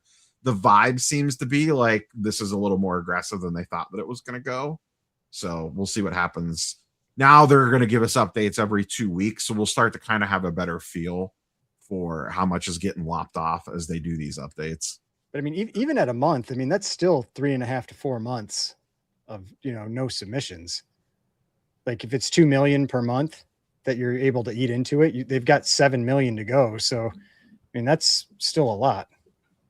Yeah. So you're probably going to like 3.5 months ish, which would put you September, October. I mean, we're really not that far away from the fall when you really think about it. And the unknown is how much do they expand capacity? I mean, it wasn't that long ago that they were only grading 2 million cards per month, and now they're grading 2.5 million cards per month. Like if you pulled up the gem rate and looked at the month by month, like they were in the low 2 millions, I think, just like a couple of months ago, and now all of a sudden they're already at 2.5. My guess is by the time this wraps up, they're probably going to be close to 3 million cards per month that they're outputting, or at least capable of outputting. What's the kind of sentiment check after, this kind of announcement? Is this like a PSA has been tinfoil hatting, this, they did this to increase the prices in this like 4D chess level thing? Or are people like, yay, PSA is the best, they're fast turnarounds and we love you guys again? I mean, anytime you're talking about PSA, there's always a segment of people that are like F them and get the pitchforks and torch pretty quick. And yeah, they'll go down every rabbit hole humanly possible about like this was intentional. They don't want to bring value tier back. This was all just a big scheme to raise prices. The national pricing is very divisive. Some people are like, this is, oh my God, this is the stupidest thing ever. What the hell are they doing? Nobody can afford this. And then I'm kind of in the camp, which I guess has been a hot take, that they probably priced it too cheap at $229 per card. So yeah, that's right here, right? Yeah. So But- it's PSA. It's going to be divisive no matter what. They're going to have their hardcore truthers that no matter what they do, people are like all in. And then there's going to be the people that are the exact opposite that are like, F those guys, pretty much no matter. They could like give every kitten and puppy a home in the country and people would still hate them. It wouldn't matter. There's just like that segment. Well, and then that's there's what I think folks in the funny. middle that are just kind of like caught in between of like, man, I just want to grade some cards at a reasonable price. Can you guys figure your shit out? Well, that's what I think is kind of funny, where people will, if people are saying things like, "Oh, it's a scheme to raise prices," like they can raise prices if they want. There's nothing that's like holding them back from being able to be like, "Oh, this is the new price." Like they're a private company; they can do whatever they want. This is not a required public service that they're like keeping from people. It's not food or water or anything like that. It's like, I mean, they'll charge what the market bears. You know, they're going to make as much money as they can, and I'm sure they do still want to keep things like value tier, because that's how you keep having that large volume is their moat. You know, we've talked about that with CGC and comics, like with PSA and cards, like that is their moat. That is the thing that other companies just can't get past. It's not that they have some special slab or better looking label, you know, like everybody tries to claim with different things. It's the volume. You know, the volume is the moat. Yeah. Is this, to put it in perspective, last year, is this pricing 10% higher, the same price compared to like No. on-site grading, or did they bring on-site grading back? I think last year on site, the cheapest tier was 150 per card. Don't 100% quote me on that, but I am pretty sure that is accurate. Okay. So for context though, and this is where I say that it's too cheap. Right now, express service is $150 a card with the same declared value to send in, to mail it in. And it is 4 to 6 week turnaround time. So that's $150. So you factor in, it's going to cost you what, at least like $8 to $10 to ship it, because shipping's like ridiculously expensive now. And that's just on the way there. And then it's also PSA shipping, return shipping is expensive. Like we talked about earlier with CGC return shipping pre-show. Like you're probably looking at like $30 to $50 to ship back one card at a $2,500 value, most likely. So all of a sudden, you're basically at $200 to mail a card off to grade it express with shipping to and fro. And now you're talking about, for an extra $30, you just get to have it back in 3 days while you're at the largest card show in the world, that you could instantly walk it around, sell it, trade it, flip it, do whatever you want to do with it. To that point, and you could take this ball and run with it.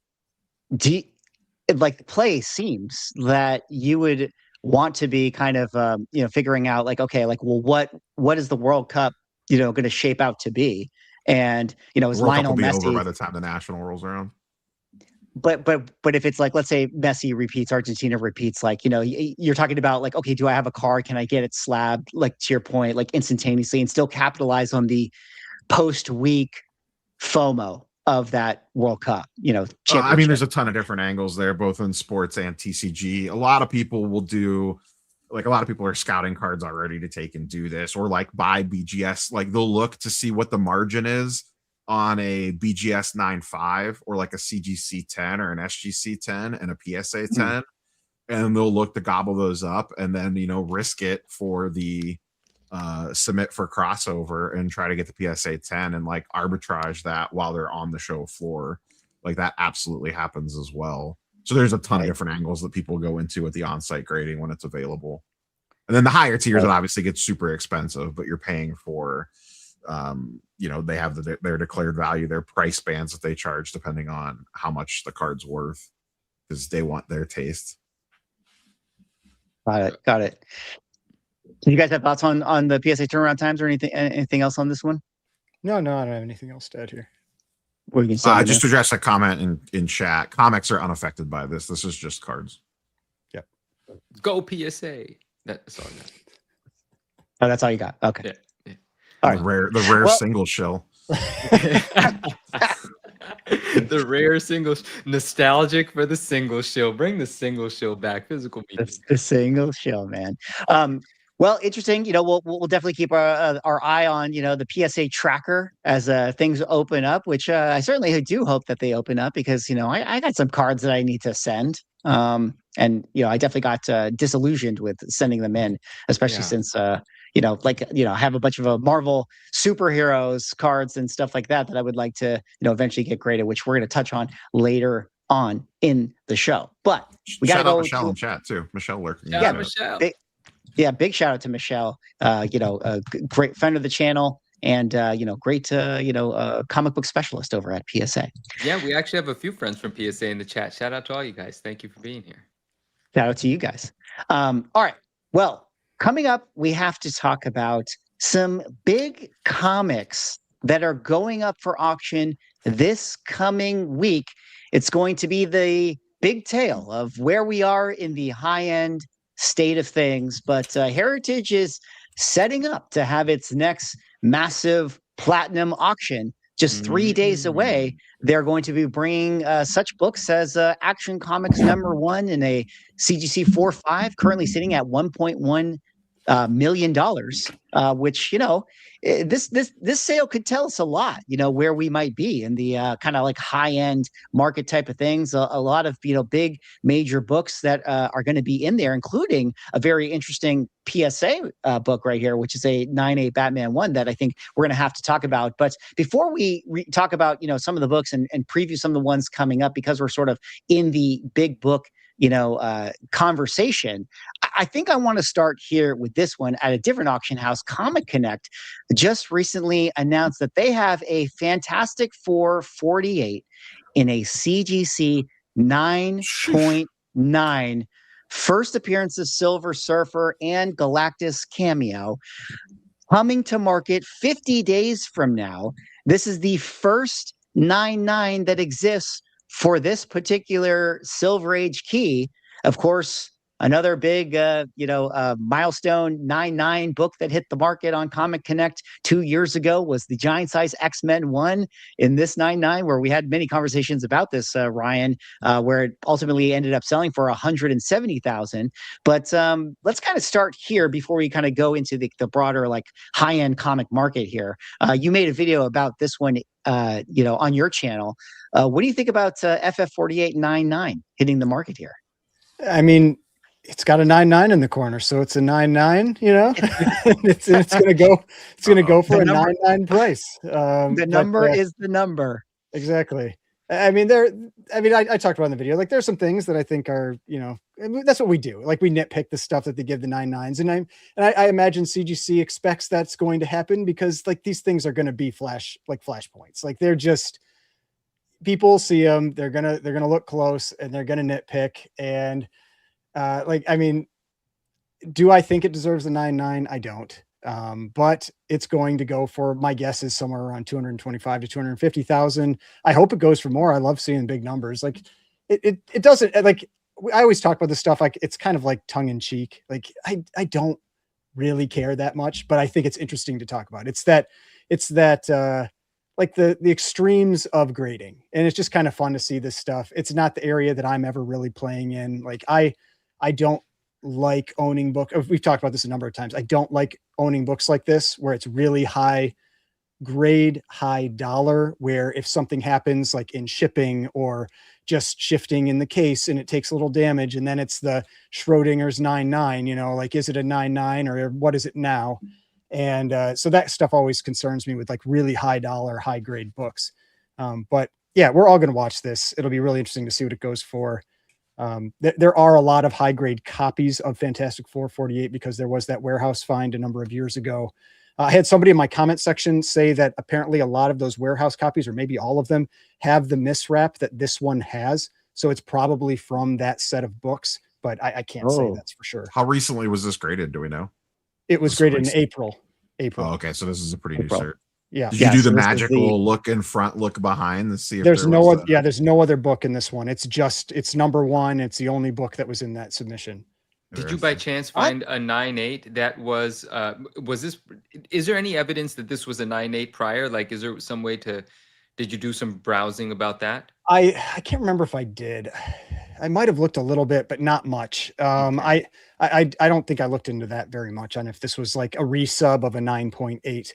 I did kind of joke. I always tease these stickers, like the CVA sticker that they have at Comic Link and the QES sticker that they use at Comic Connect, where it's like, looks exceptional for the grade, and it's like it's the only book. Like, I was gonna say, isn't that like a no shit Sherlock? There's only one 9.9. Exactly. It got slapped on the Giant Size X-Men 1 right when it got to Comic Connect 2, and I just kind of laughed about that. And this one clearly the same thing. But there's a version of that in sports cards. It's like the most cheesy ass thing ever. It's like throw whatever you can at it. Get the sale. What's the green sticker on the back? Shout out Vince. What's the green sticker on the back?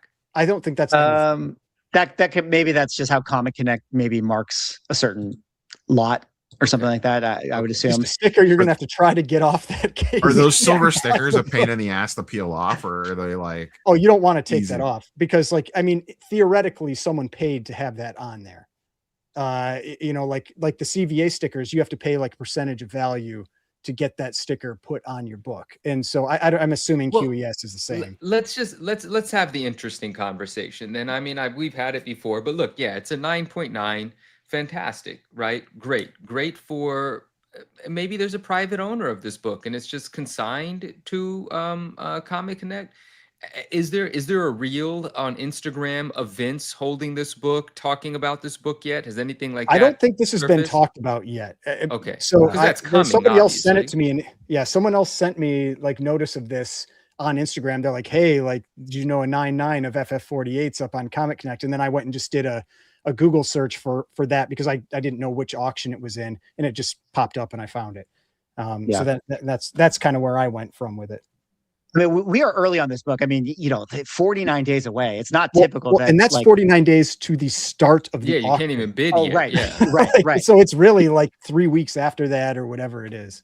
Well, I must think that, you have a marquee item like this, and then, maybe Comic Connect is thinking like, well, shoot, we got to sell this. We got to build an entire auction around this thing now. So like they're sort of thinking, how do we get a bunch of high value books to surround this thing? But sorry, Manu, go ahead. No, I got nothing. Like, I'm just thinking here, when you have a 50-day lead and then the auction begins, and the auction's presumably 2 to 3 weeks or something of that sort, right?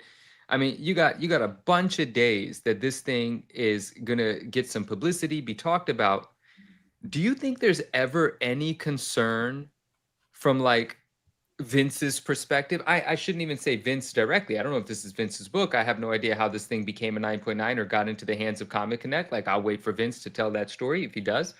Like he did. He articulated a lot of times with the Giant Size X-Men that that book was a 9.8 that he had. It was the Giant Size X-Men, right? I think so.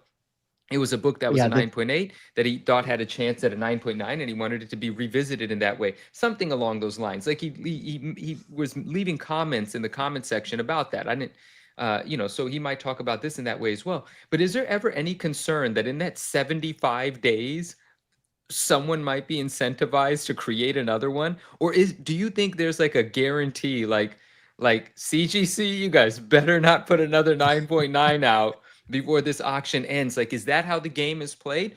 And listen, I'm not naive to the fact that, there are conversations that happen. I'm just having fun with it. Do you think that's a conversation that happens when you let the cat out of the bag 50 days prior to the auction starting? Yeah, let's go full tinfoil zone for a second. Neo, guys. grab the hat. Get your hats out for a second. I need to make a new. I threw mine out. I need to make a new tinfoil hat. My hat's way up there. I don't want to go get it. That's fine. Okay, it's fine. That's fine. He's not wearing any pants. We know he's not wearing any pants. We glossed over what Ryan said, where he was like, Rob asked the question, hey, did you do the little trick where you looked the cert number? Ryan's like, oh no, this was the only one in the order. It's like, okay, so let's think about that for a second. Let's think about that. Scenario number one, I'm just a guy. I've had FF48 in my short box for many years. And I was like, you know what? today's the day I'm going to send it in, but I'm just going to send this one in. And hey, I got a 9.9. Awesome. Awesome. Well, Could it happen like that? Sure. That's generally Or- the issue, though, right? Like that's the Could. same thing. I'm pretty sure. I think maybe was it your interview with Matt about the Giant Size X-Men one? I think you maybe talked about that with him, where they said like they were talking about that book and like it was shown to them and they're like, this is an exceptional copy, and they're like, oh yeah, this is an exceptional copy. Well, and that's the type of thing where it happens, but it also really bothers me because but it's the thing, it's like we can't do anything about it. Like it's not going to change. It's the way it is, but it really bothers me because it means that book when it went in to get graded was not anonymous.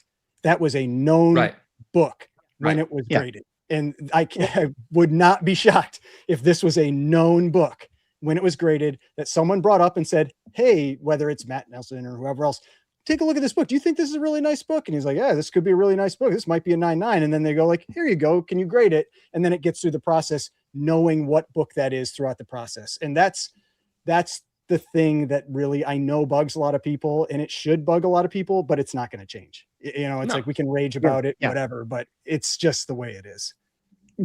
Certain people have certain advantages, certain relationships, certain positions. That's the way of the world. Yeah. And I'm getting soft, over the years, as far as like my criticisms of the stuff. But yeah, like I think it's more likely, like you guys already said, like it's not that this was just one blind submission. It was like someone who had maybe a 9.8 or maybe maybe they did have a raw, but they really did think that it was a 9.9. But it certainly seems like there had to have been some salesmanship or conversation to CGC of like, I want you to really look at this book, not just grade it. You need to really look at it because I think this is the greatest copy I've ever seen in the history of copies. And I've been a Fantastic Four 48 fan and dealer for 50 years, or whatever. And this is the best copy I've ever come across, And that's what I think the argument was. That's what the argument was with the Giant Size X-Men 1. They were like, this was an exceptional copy, but that's the whole thing. It's like, I think a lot of us would like it to be that it doesn't matter if it's the best copy that they've ever seen, if it still has flaws that negate it from being a 9.9. And like that book, and I've pointed this out a lot of times, like I know CGC has their grading guide, but they don't follow the grading guide. That book has a very clear miswrap. Like you can see it on the back. And a miswrap, according to CGC's grading guide, says you cannot get a 9.9 or a 10, and it got a 9.9. We know there are tons of 9.9s and 10s out there that have miswraps. I don't know why they put that in their grading guide. That's always been I'm just like, why would you write something into your grading guide that goes against all the stuff you've done in the past and are still doing in the future? It's like, that doesn't make any sense to me. But, like it is what it is. And I know people, like, we'll have people in the comments. I have people in the comments of my video like, I'd never pay for that with a miswrap, but someone's going to. Someone's going to pay, 200 plus grand and maybe more than that for that book. Can you walk us through that price real quick? Just, so FF48, currently last sale was 44,000, let's call it. The Giant Size X-Men ones that went for, I guess it's hard to say because this was in 2024. Well, yeah. So if you look in 2024, the Giant Size X-Men 1 9.8 was going about 35 grand, and it sold for in June, roughly in June, and it sold for 170, which is about a 5x multiple. That's why I gave it about a 5x multiple. That book's going for around 45 right now, and that gets you to 225. And I wouldn't be surprised if it goes a little higher than that. Now, granted, like the Giant Size X-Men 1, I think a lot of us, myself included, thought it was going to go for more. 170 felt low. At the time, we did think that it would go for more. Yes. This is definitely going to be very interesting just to see what the 9.9 buyer in the market, shooting for this kind of a book, who comes out for it, what does it sell for? And I also want to say, like, I'm not mad that this is the case. Like, I'm not, like I said earlier, like, we're not naive to the fact that, there are imbalances in things. It is what it is. I think the strength is in just being completely aware of it.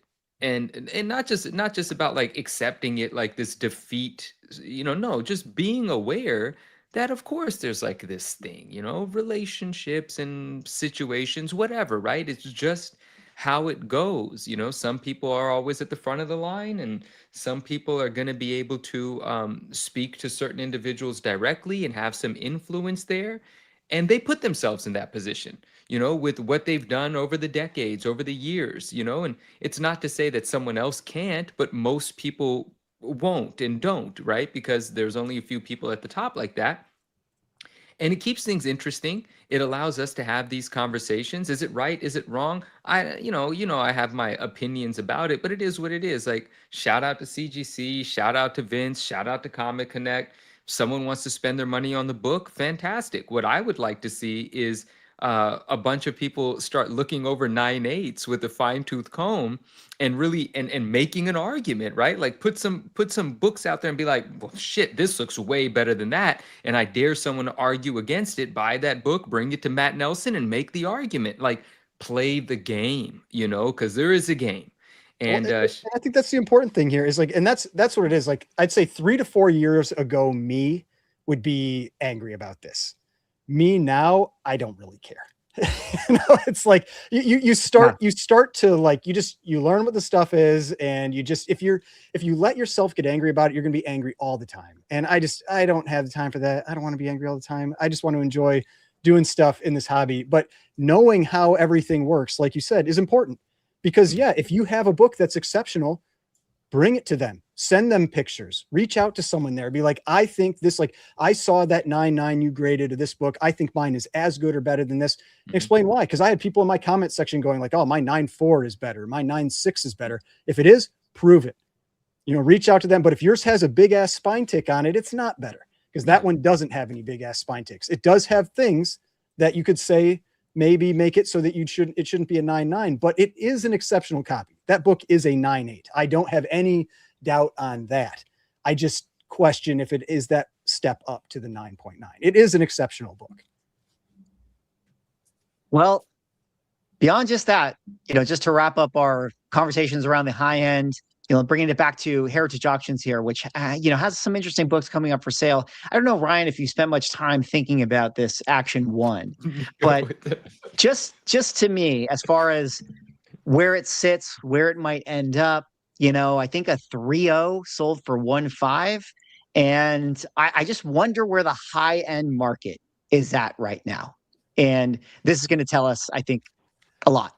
The tough part with Action 1 right now is it has been getting dumped on the market. Like from the perspective of a relatively rare golden age book, it is getting dumped on the market right now. And it's because you had a couple really big sales over the last couple of years. And it's like, it used to be, I would maybe see an Action 1 like once every, maybe 2 sales a year or something. Yeah. I feel like I'm seeing them almost every major auction right now, whether it's restored or unrestored. Like, we just had the Rocket copy sell on Comic Connect, and it actually, I feel like it was not a good sale. It was like 2.76. And the last sale was like 3.2 or something along those lines for that exact same book. Or the same copy, yeah. And given what we've seen with other Action 1s on how well they've done, there's no way the person that sold that book was happy with that sale. Like, there's no way. Yeah. And so that may tell you that we're now getting to a point where maybe there's just a few too many that are popping on the market. And who knows, maybe that was just one lower sale and someone got personally, I think someone got a great deal. I think if you had $3 million to blow on an Action 1, that was an incredible book to buy. But does that known sale now that's out there, how does that impact this 4.5? And so, it's not going to go for more than that 2.76. Like, I don't see that happening. Yeah, it'll be interesting to see it. And then, we'll, I'm sure, do recaps and stuff, or if there's any interesting stories that come out of this one. But one of the other interesting ones was, this Batman 1 in a 9.8. Well, granted, it's restored and it's got tons of stuff going on. But I think that's a pretty notorious book. I'm pretty sure. Yeah. Do you know about this one? I think it's one of the books that CGC wouldn't grade, and then CBCS graded it, and then it was a 9.6 at CBCS. And then it got crossed over to PSA and got a 9.8. I don't know if more work was done on it or what. What But you're saying is it's that family that does exceptional restorations that CGC couldn't figure Oh, out. Then Matt Nelson, I love you, brother. I love you. And then Matt Nelson got into a little situation there, and then there was the $10 million there was a lawsuit, big lawsuit. Yes, the there was a big defamation case. lawsuit. Yep. They're yeah. responsible for the restoration on this book, is what you're saying? I believe it's that book. Interesting. Yeah. Yeah, that's a very interesting story. If you guys don't know, in the chat, there was a group of comic book restorers whose work was so good that CGC had a hard time examining what they Yeah. were actually doing, and some of the stuff was getting through CGC, and CGC eventually decided that we are just not going to grade any books that these people work on, and then those people ended up suing CGC because obviously it affected their business, and they ended up winning that lawsuit. So there's a lot of these books that were at CBCS that were restored copies done by this company, and they could never go to CGC, and it looks like some of them are now getting cross-graded to PSA. And yeah, a very interesting story. And so I think that seeing what this one sells for could be a good one to follow. Yeah, for sure. Has there been any restored CGC 9.8 sales of that book to I compare swear it to? that or 9.8 sold somewhere. Ooh, if we could dig that up, that'd be really This one? fun to see. I swear that sold somewhere recently. As a PSA 9.8? As a PSA 9.8. Oh shit. Really? I feel like I talked about it in a video. Like it sold for like, maybe it was a different one. I don't know, but Are you maybe thinking about the AF-15, the 9.6 AF-15 PSA? I don't think so. It was. Okay. I'm pretty sure it was a Batman 1 because Okay. I think I remember talking about it and thinking like it was going to go for something like 70 or 80,000, and it went right around there, I think. But I'd have to check. If it did, I've got some older video that I feel like it wasn't that long ago, maybe a couple months, 2-3 months. But I don't ever look at restored stuff. How much does, depending on what the restoration was, swing the price? In a situation like, is there certain like restorations that are like, oh no, well, I want no part of that, versus some that are like, okay, it's restored, but like Ryan, whatever, I want that's you to not that run big with of a this. deal. Ryan, you're the guy for this. Can I say one thing before Yeah, you go go in? for it. Because I know you're going to go in. This was such a fun thing to think about because the AF-15, that was a 9.6 AF-15 with all the restoration. It was just a beautiful book. A 9.6, the blue label that sold during the pandemic, which is said to have been purchased by M&M, and I hope that's true because that's cool. 3.16 million is what that book went for. And then when the restored 9.6, now this is not just a little bit of color touch, this is just like a complete, redoing of the book essentially, whatever. But it went for like 70,000, 60 or 70,000 versus the 3.16 million. Now that is this crazy example we're giving of one of the most expensive AF-15s that you can possibly buy, and what can a fully restored version do? But I mean, it was just a fraction of a fraction. In the lower price stuff, there's and this is what Ryan will shed a lot more light on, but like sometimes a restored book is like 50% of the full value. But in these higher dollar things, it's not even anything like that, depending on the level. And this is one of those books that's restored to the extent of that AF-15. And I'm not so much talking about like the difference of price. I'm talking about like, do different types of restoration hurt the price more than absolutely. others? Yeah. Like there's certain things people don't like to see. And like some of the big ones are like trimming will hurt things more than other things. There's also the types of restoration that at least when you read the description, that it appears you can get back to a blue label are valued much more than one where you just can't get back. So if you've got something where it's like interior pages lightened, or cover clean, which means it's like chemical cleaning, or things like that, where it is never getting back to a blue label, those will hurt the value more than something where it's small amount of color touch, or even a moderate amount of color touch where something could get back there, or tear seals along spine where somebody could remove that tear seal along the spine. Also, depending on if it's amateur versus professional. Whereas like professional, in theory, you're supposed to be able to remove those things without damaging the book, outside of certain types of things that can be done. Like you obviously can't remove page lightening, but like professional color touch is you can remove without doing any additional damage to the book. Whereas amateur color touch, you may have to cut chunks out of the book to get rid of it. And so there's definitely different types of restoration that make a big difference. Because if you follow like certain pressers and cleaners and restores and that kind of thing on Instagram, like Phantom Restoration. Like Mm-hmm. that person, like he shows often, I think it's he shows often that, you know, he'll show the book beforehand and the book after and how close of a grade. Like I've seen books where they've gone up in grade after restoration was removed, if it was small enough, and then they could also do some pressing and that kind of thing to make it better. So there are absolutely instances where that restoration won't hurt the value all that much. But if it's in a slab, you are taking a gamble, because like there's one that I've talked about a few times. There's a PEP 22, the first Archie that someone I talked to that he used to own. And I think it said like, it was like small amount of glue on spine or something. And he said, it's just like Elmer's glue, just like squirted along the spine, and you're never getting it out, you know? And so like, there are things where you can't necessarily always just like trust that label. I bet that book has been cracked out so many times when people see that note and then they open it and they're like, F me. Like there's no way you're doing anything with this. You know what's funny about that? If that book has in fact been cracked out multiple times, it's just funny to me that CGC would just continue to denote it as small amount of glue. Well, and you know they know the book. Like it's such an uncommon book where they see, like somebody sees it come through, they're like, hey, there's that PEP 22 again. Guess somebody cracked it out. And it's just like, oh, we'll collect another, you know, grand grade in this thing. Yeah.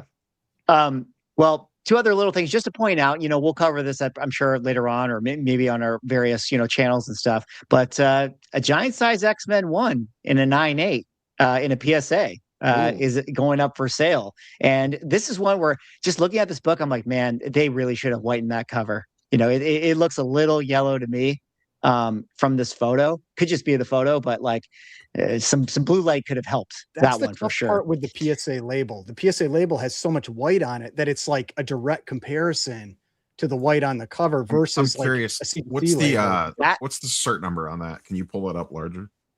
Yeah, let's see. And it has a white page designation, right? Am I seeing that correctly?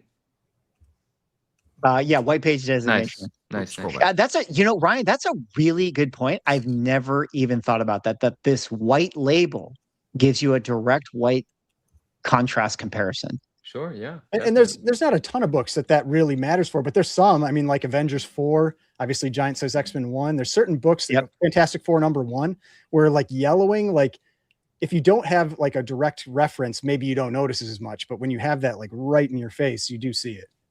I was just curious. I did pull up the I'll share my screen real quick. Are there 9.8s of this book curious out to there see what that the PSA scan looked like compared to the Oh yeah, that'd be cool. Are there 9.8s of this book out there that are like super white, like generally speaking? That I would say so.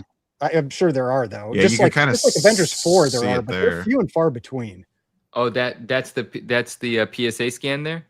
Yeah, this is the PSA scan, so you can see like what he's talking about with the white on the label versus the white on the book. And especially since the white on the label is this bluish white, because there is this fine blue pattern in the back that makes it gives the illusion of even being more white, you know, this ice white sort of thing. Yes, ice white versus it's a warm white on the book, you know, versus a cool white on the label. Cool white. Yeah. Yeah, it's interesting. You know, just looking at even compared to this one, like I feel like the heritage scan is that the PSA scan? No, this that's is the heritage scan. That's and then here's the PSA scan. I feel like the heritage scan looks a little better. I feel like it looks yellower. Oh, I thought it looked less yellow. Yeah, to me, I think it looks yellower. The heritage scan to me looks more yellow. Is the dress pink or blue, guys? Yeah, pink or blue. But that'll be an interesting one for us to kind of keep our eyes on, just like kind of temp check of where the market is. And then another one that, you know, I think it's funny is this one right here, you know, Spider Island. We're going to get an official GPA record on a 9.8, which you know, we had a comic link sale that we reported on, but what did that comic link one do? 20? Yeah, it was like under, maybe it was 19, something like that. So this was the Modern Grail that had been, you know, just trucking along, still holding up pretty well, but definitely had a softer sale. And so the question is, what is the modern market going to look like after this week? Do we like this book? Does anyone buy this book? I love that book. I love that book. Yeah, it's not very covered. No, so I'm curious, really what do we think the PSA 9.8 does? Under 20. Well, the 94. The most recent June 26 is about 25,000. I think under 20. Under 20. So he's 19. I mean, there was a pretty big gap with that X-Men 94 that happened in the last one. So I wouldn't be surprised if it's under 20. This book will sell for $38,000 and it will change everything. And then Manu will own it. $38,000. And then it'll show up on Manu's IG feed while he's eating dinner with PSA. So I just had a question because that came up with the dress thing. Were you guys a yellow and gold or the blue and black? Was it blue and black? For that dress? No, the meme. Remember that dress thing a long time ago? I don't remember it well enough. I know what you're talking about, but I just don't remember. I think I was a blue black. I think because I was yellow and gold. My wife was blue black, which was crazy with both of us being in like the same room looking at this thing. And I just remember that. I thought that one was one of the wildest little eye tricks. I don't remember, but yeah, it was wild. I don't remember what I was. I have no idea. But it was blue and black. My eyes don't work correctly, apparently. Well, we'll definitely report on those comic sales and see where the high-end comic market is after this week. But before we get there, we have to check back in on the Marvel trading card market because, guys, we had a Topps Chrome Marvel hit the market. They had a couple actual comics went inside these trading cards situations, which I thought that this was really funny. Manu, I know you had like some opinions on these ones right here. I got some stuff. And it's funny because with some of the videos I've been seeing, did you have that was the video I was looking for. Posted this one. My thoughts on the new Topps Chrome Marvel hilarious. release, just dropping them in the garbage. Neo, Manu, did you guys get in on this? Did you guys rip any of these Topps Chrome? Like, what's your thoughts on this? Like, I feel like Justin is the only one out there that has been enjoying it. But what was your kind of initial thoughts to the Topps Chrome, or what's the word on the street? I haven't really, excuse me, I haven't really liked any of the Marvel releases from Topps to this point. The X-Men 97 set was like okay, and that was one of the first ones that they had out the gates. But most of the top Marvel stuff just does not do it for me. It's kind of just the same thing over and over again. It's just shiny chrome cards with reused artwork left, right, and center. Like what's the hit? Like, what are sketch people, cards and comic clippings? Sketch cards, numbered stuff. Like they have those Wolverine cut cards where there's like their die cut. It's got like slash marks in the middle. It's just typical top stuff where you're just pulling the same card in a low number parallel. Is it like a red or something like that? There's all sorts of stuff. Steve Ditko auto. This is cool. I just thought it's like they had a seance to to get this card signed. Yeah. Or it's like, but it's just funny because it's like, so did they buy like a Steve Ditko signed comic book and then cut it out, and then that's like a little comic clipping?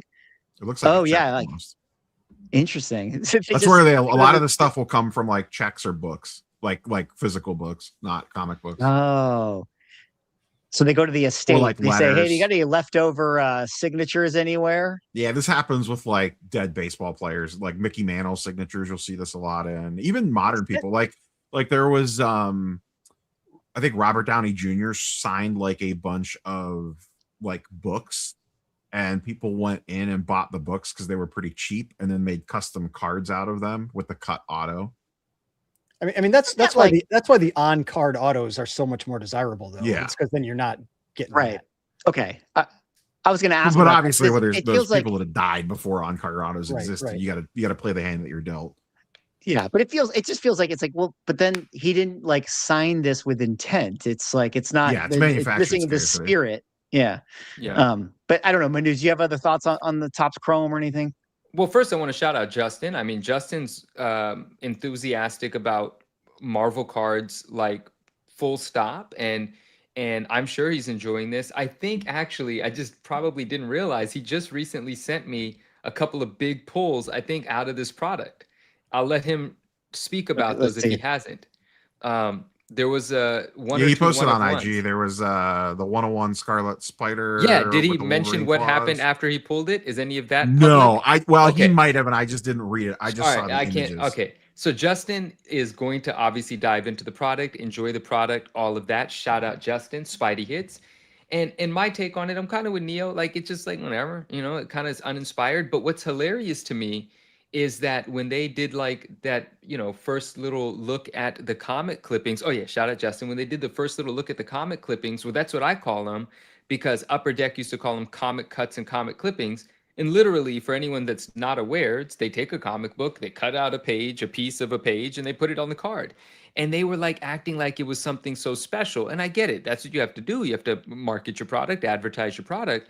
But it's so funny. It's like, it's not that special. You cut a page out of a comic book, Yeah. put it on a card, and called it a 101. It's not special. But what's special is the experience of a card collector that's not looking at it from the cynical, jaded perspective that I am, and is getting a 1 of 1. Same with those goofy autographs where no one actually Well, autographed it. It says that's the same as Spider-Man on any it, but it's a parallel, 1 of 1. right? Like that's the same as any like 1 of 1. It is. 1 of It's the 10, same. you know? The notion of the manufactured 1 of 1 is stupid, quite frankly, but it inspires the chase, right? Because it's the one that's harder to get. And that's what happens. So then, and I don't know if this card is sold or not, I saw someone pull one of the black suit Spidey ones and listed it on eBay at $8,000. Now, a 1 of 1 out of a product for $8,000 is not unheard of. 1 of 1s out of these products sell for $30, $40, $50,000, depending on which ones they are and what character there is.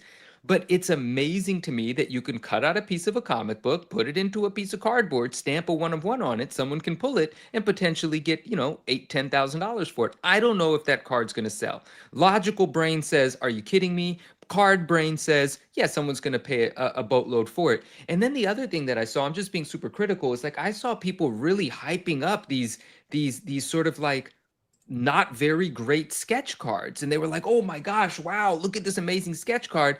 And there was one card in particular that I looked at, and the background looked better than the card, the artwork of Spider-Man on the card. Now, I don't know the artist, no shade to the artist, I don't have the image of the card, so it's not like, you know, I'm defaming something that we're looking at. But the hype that surrounds a new product is just so corny. Like, it's just so weird to me. It's like people get so excited about being force-fed nonsense and believing the notion and the narrative of it that it's just whatever. But it is what it is. It's kind of like when we're talking about relationships and 9.9s and 10s. This is the way of the world. If you want to make money, get involved and sell the stuff. If you don't like it, stay away. But it is fine to have an opinion. Clearly, I have an opinion. Do I like Marvel cards? I freaking love them. Am I going to engage with this product? Probably not. It doesn't have a good feeling to me. It doesn't feel like it connects with my inner child. It's just kind of gambling to make some money, which there's nothing wrong with. Like, that's fun too. Pull the 1 of 1s, make the money, but have fun talking shit about them too, if it's worth talking shit about them. Some of this stuff is fucking funny. That's it. You just made me laugh because I feel like Mickey, that you need something where you can have like a clip pull up where it's that guy who's like, just buy more product, like that. Like that's oh my god, the best. Yeah, that's what I felt when I was hearing that. yeah. I'm gonna actually make that a little thing that I can always reference to. The shout out to Red Letter Media with the just consume product. That's the best meme on the internet. Yeah, I love it. I love it. The difference here is between Tops and Upper Deck is you are seeing the difference in the Fanatics Breaker marketing machine, because to Manu's point, like, comic cuts have existed forever. They were generally like, if you were ripping Upper Deck product, if you hit a comic cut as your hit, like if you were opening Marvel Masterpieces or whatever, insert whatever high tier product here, metal, and you got a comic cut out of a metal product, and that was one of your hit slots, there's a decent chance you would be semi disappointed about that, unless it was like a banger cut. But 9 times out of 10, if you got a cut card out of your Spider-Man metal box or X-Men metal box, you'd probably be like, all right, well, you know, it's all right. And now the Fanatics Breaker army gets behind it, and to your point, Manu, like pumping sketch cards or whatever, or just any card that's, we're kind of like, it's not really that cool, guys, and they're going crazy for it. One, it's because they don't know any better. They have no history with they have no idea what's going on with the product. Not everybody, but a decent chunk of them. And they're just pumping it because they need to sell break slots. Like, it's as simple as that. Like, they need to sell the break spots for as much money as humanly possible, inflate the price of the product so the spots sell for more, you know, inflate this value, and though that's not actually there. When, let's be honest, you could go buy a box of Upper Deck product that's a fraction of the cost of some of this Topps Chrome stuff. That's a way better like, what are these going for? Are they like $500 a box still? I don't even know. I'm not sure. I was going to do a little bit of a report here. I'm on eBay sorted by highest price, and some of these numbered cards, like, I mean, maybe these are slash prices or offers, whatever, but like, I mean, 765, let's say that they're going for a few grand, some of these hits, which is, I don't even think crazy. those Wolverine cards look that great. Yeah, I don't like it either, Ryan. And if you didn't know, like, there's these Wolverine cards where it's like, it's got Spider-Man, but it's got claw marks, like, It's across like a them, 90s comic book cover. Yeah, aesthetically, I I don't think like that looks I like lame. the one that doesn't have them more. I'd rather What's, bet on video games for the next 30 years than these. Can you? Yeah. What's just like a remove? Just like do a sealed box. Yeah, so I for your was gonna. search. I'm just curious what a sealed box of this goes for, because I don't remember. That's cases. We want, yeah. Those are megas. This one, right there, $389 $379 for a hobby box. Yeah, So just under $400. What is a box of search for Spider-Man metal go for? is it? Don't put a year. I don't remember what the year is on that. If you just put in 2022? Spider-Man metal sealed box. Is this the one that was supposed to have original art as one of the inserts? That's Not the blaster. We're getting a lot of junk here. Marvel Platinum. I don't see one. Really, do they not sell that? Isn't often? that Spidey Blaster metal right there? Trooper. It's because they're That's so blasters. valuable. I they're want a hobby blasters, they're box. blasters. Yeah. Is that one right there? Yeah. 242. From Canada. Yeah, like that's a way better product for half the price. Bro, In that my product opinion. sucks though, Neo. Don't lie. Spidey Platinum, or what was it called? Spidey Platinum, right? Spidey No, Metal? Spider-Man metal. That was such a garbage product. At least bro. you can pull PMGs out of that You versus red can, claw you mark can. cards. Yeah. And I will share a fun story about comic cuts in this. And as So well. wait, let me ask you this, Manu. Yeah, Would yeah, you yeah. rather open a box of Dan Dos Santos Marvel Masterpieces for $1,000 or 2 boxes of Marvel Chrome for $800? You know what? This is so funny. I mean, I'm just gonna go. I guess I just opened 2 boxes of the Here, I got one right Chrome here. for 800. I know, no, that's a beautiful looking set. I've sold art from that set. I like that set. But I don't know. My answer, I just went with my gut. My answer was like, I'd probably just pay 800 and gamble with the new thing because it's more liquid and it's selling right now. That set, if you want to make money, you're gonna have to connect with that sort of niche buyer base. You're gonna have to be on Discords and all this and all that to find the buyers that's trying to complete this, complete whatever, appreciate the value of a high tier card. You kind of have to find the educated or re-educate. With this, the education's happening all over because the hype machine's behind it. I'd rather just gamble $800 and see if I can make some money, to be completely honest, because I really don't care about anything out of those sets, to be honest. So that's that answer. Well, it's kind of interesting because, as you are talking about like this product that has just come out, again, I got to bring up Magic the Gathering, which has its Marvel superheroes. And, we checked in the price with those sealed boxes, Marvel superheroes sealed box, $427, still doing pretty good. Most recent sales. I would just much rather buy these things. Again, I'm biased, but it is crazy to see what people are paying for those hits in that Topps Chrome product compared to, I guess you could say, the chase cards for Magic the Gathering, or maybe the comic book covers. Like here's a Thanos one, outside of but like every box has stone. a comic cover, doesn't it? Like at least from what I don't think every box does. What about that thing? I saw that video where somebody was opening that like back right. Top right, back right in each box, or 90%. So it is of the guaranteed boxes. one per box. It's not guaranteed. Like it wasn't every time, but it was. It was 8 almost out of every 10 time. in his situation, or something like that. Interesting. So 8. Well, go ahead.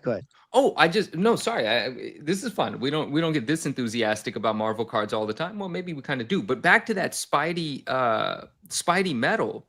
We were doing a stream on. Justin went crazy. Justin and a few of his friends went crazy when that thing came out, because that was a point in time where the Marvel card community was just dying for product, and that product was super late. It was like a year and a half or 2 years Very delayed late. or something, and it's all just reused art. There's nothing great looking in it. They did use a great Venom for the high tier Venom, or the low printed Venom, whatever the hell it was called.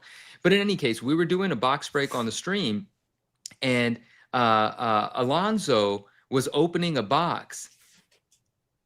I won't tell the rest of the story. I won't tell anyway. Alonso was opening a box, and one of the most sought after chase in that product was because Upper Deck had bought an AF-15, and they did comic cuts out of the interior pages, and then they made the cover one of the redeemable things that if you spent hundreds of thousands of dollars on e-pack, yeah, that Venom's amazing. Obviously, there's that Venom, the ASM 299 last page cameo Venom McFarlane, right? And so there was this thing that you had to do on e-pack to try to be in the running for the actual front cover that was cut up of the AF-15. And we know the gentleman that bought it, he spent hundreds of thousands of dollars pursuing this thing. Like, there's an irrational sense of enthusiasm. The market is real, right? It's just fun to criticize it. And then, but on that stream, Alonso's opening a box, pulled one of the AF-15 comic clippings out of the box. And at that very point in time, I don't know what it is right now, at that moment, he could have sold that comic clipping for 20 to 30K, no question. Because one of them did after that sell for the 20-something thousand dollar mark. But that was amazing to be on the stream when it got pulled, because we were so pumped about it. Like an AF-15 comic clipping, not that I'm enthused about cutting up the AF-15, but it is the ultimate chase from that product, and it got pulled on the stream. That was very exciting. Who knows what it would sell for now? Probably still would do really well, I'm sure. But then yes, the individual that got the AF-15 full page that they cut up and put into 9 different cards, he spent a couple $100,000 on e-pack to do the achievements that allowed him to get lucky enough to get that. But like, wow, that's crazy. That is crazy. Yeah. Marvel card market is crazy. Topps Chrome, I'm kind of shocked how much some of those chase hits are selling for. But I didn't click for me until Rob, you did mention the Fanatics machine. It's different. This is different. I mean, Marvel cards have been around forever. Upper Deck, we say comics could never, Upper Deck could never. Like, that's right. It's literally played out directly in front of you. The difference between what happens when you have an army of breakers behind you pumping a product is just literally look at current releases of Marvel cards, which in most people's opinions, like that actually collect Marvel cards, are worse than the Upper Deck product, and they sell for way more money. So to that point, then, what does the future look like for Marvel card collecting? Is this a good thing for collectors? Is Marvel cards going to start to become like a thing that people really, look forward to collecting here? Or is this just like this product, this one-off situation? Well, this is repeated a couple different times. So like they've done this multiple times with Marvel Chrome. But what's the long license, right? On that? Like, if these things are only really getting juiced when you've got these breakers pumping them, like what is that like slash card look like 3 years from now or 2 years from now? Does anybody even want it? Who knows? Because they're going to keep making them. This is not the first time that they've done the slash card. They did it in other versions. They've changed up like the way the claws look and stuff. But yeah, I'm sure 10 years from now, someone's going to be like, but this was the first slash card. It was the beginning of slash cards, and that'll try to be the value proposition of that one. They do that with PMGs and stuff like that. PMGs obviously started in a sports product, right? Metal basketball. And in whatever year, Upper Deck put out a product, I forgot the year, 2013, 2014. I'm going to get that wrong. I don't remember. For Marvel cards? For Marvel cards. And retro. I think it was 2013. 2013, right? And they introduced PMGs, and it was like this crossover, chase card, this sort of IP or whatever, this product that Upper Deck originated and owns, or however the hell it worked. And that was the proposition. Like, this is the first PMG, and it's a big sports card thing, so it matters here as well. I never got onto the PMG bandwagon, but I certainly watched that market go absolutely apeshit and then somewhat collapse. But PMGs are still expensive. The low numbered ones for the dope characters are still pretty expensive. Even a Red out of 90 with the right character still sells for like a few $1,000. Like, hell yeah. Like a Spider-Man PMG is still a big card, even though they're still liquid. There's still a buying audience. You're not stuck holding the bag. The bag just might be a little lighter than it was in 2022, but whose bags aren't? Didn't they grade really poorly? Really poorly. They're very really hard to grade. Poorly. Yeah. They're very hard to grade. The foil flakes a lot. Yeah, or it's flaky very out of the condition package. sensitive. Yeah.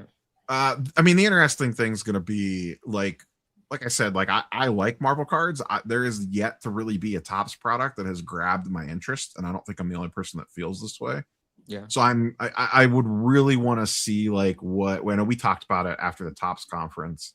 Like, what does their first like truly all original artwork set look like? What does their version of Marvel masterpieces look like? Whatever they come up with to mirror that product. Yeah. Those are the things we haven't seen yet. So I think it's still TBD on that stuff until we see that type of product come out. But right now they're basically in the, all right, let's put some chrome on it and put a serial number in the corner and print money. Pretty much. That makes sense. I mean, it is kind of sad. I want to manifest this too. That'd be cool if they did do an original art set. And can we go back to like the powers on the back of the card situation? Like, none of this, like, I don't know what they put on the back. So they put like, whatever, like some blog about like the characters. Like, I want to go, power scale 1 to 10, strength, agility, stamina.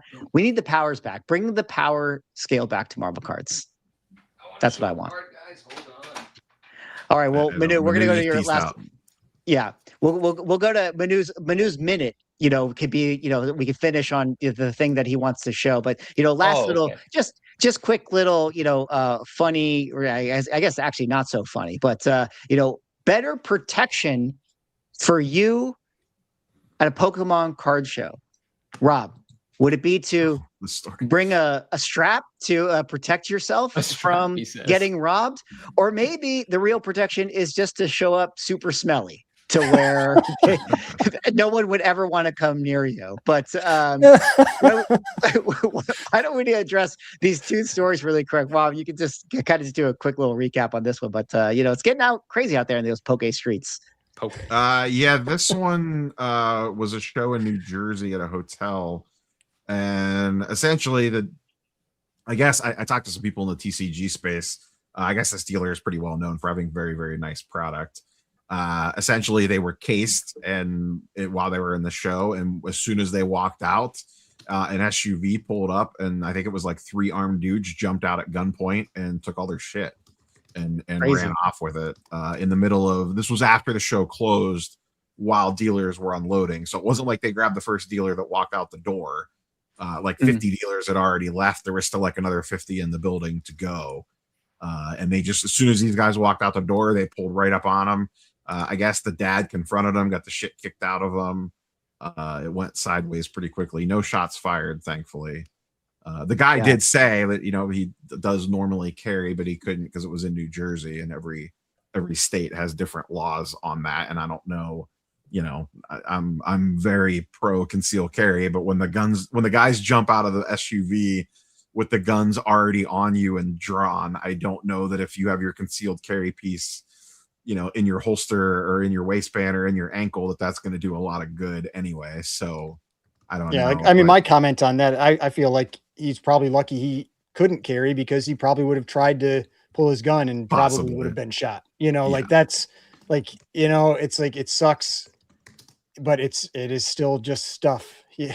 And so it's better not to end up dead over it. The thing that this has brought up is like the conversation around being hyper aware of what you're doing as both a dealer and a show attendee, because as I talked about in the video that I did on this, you walk the national show floor, for example, and it's not uncommon to see money counters out on tables with tens of thousands, if not $100,000 in cash, just changing hands in a very public view.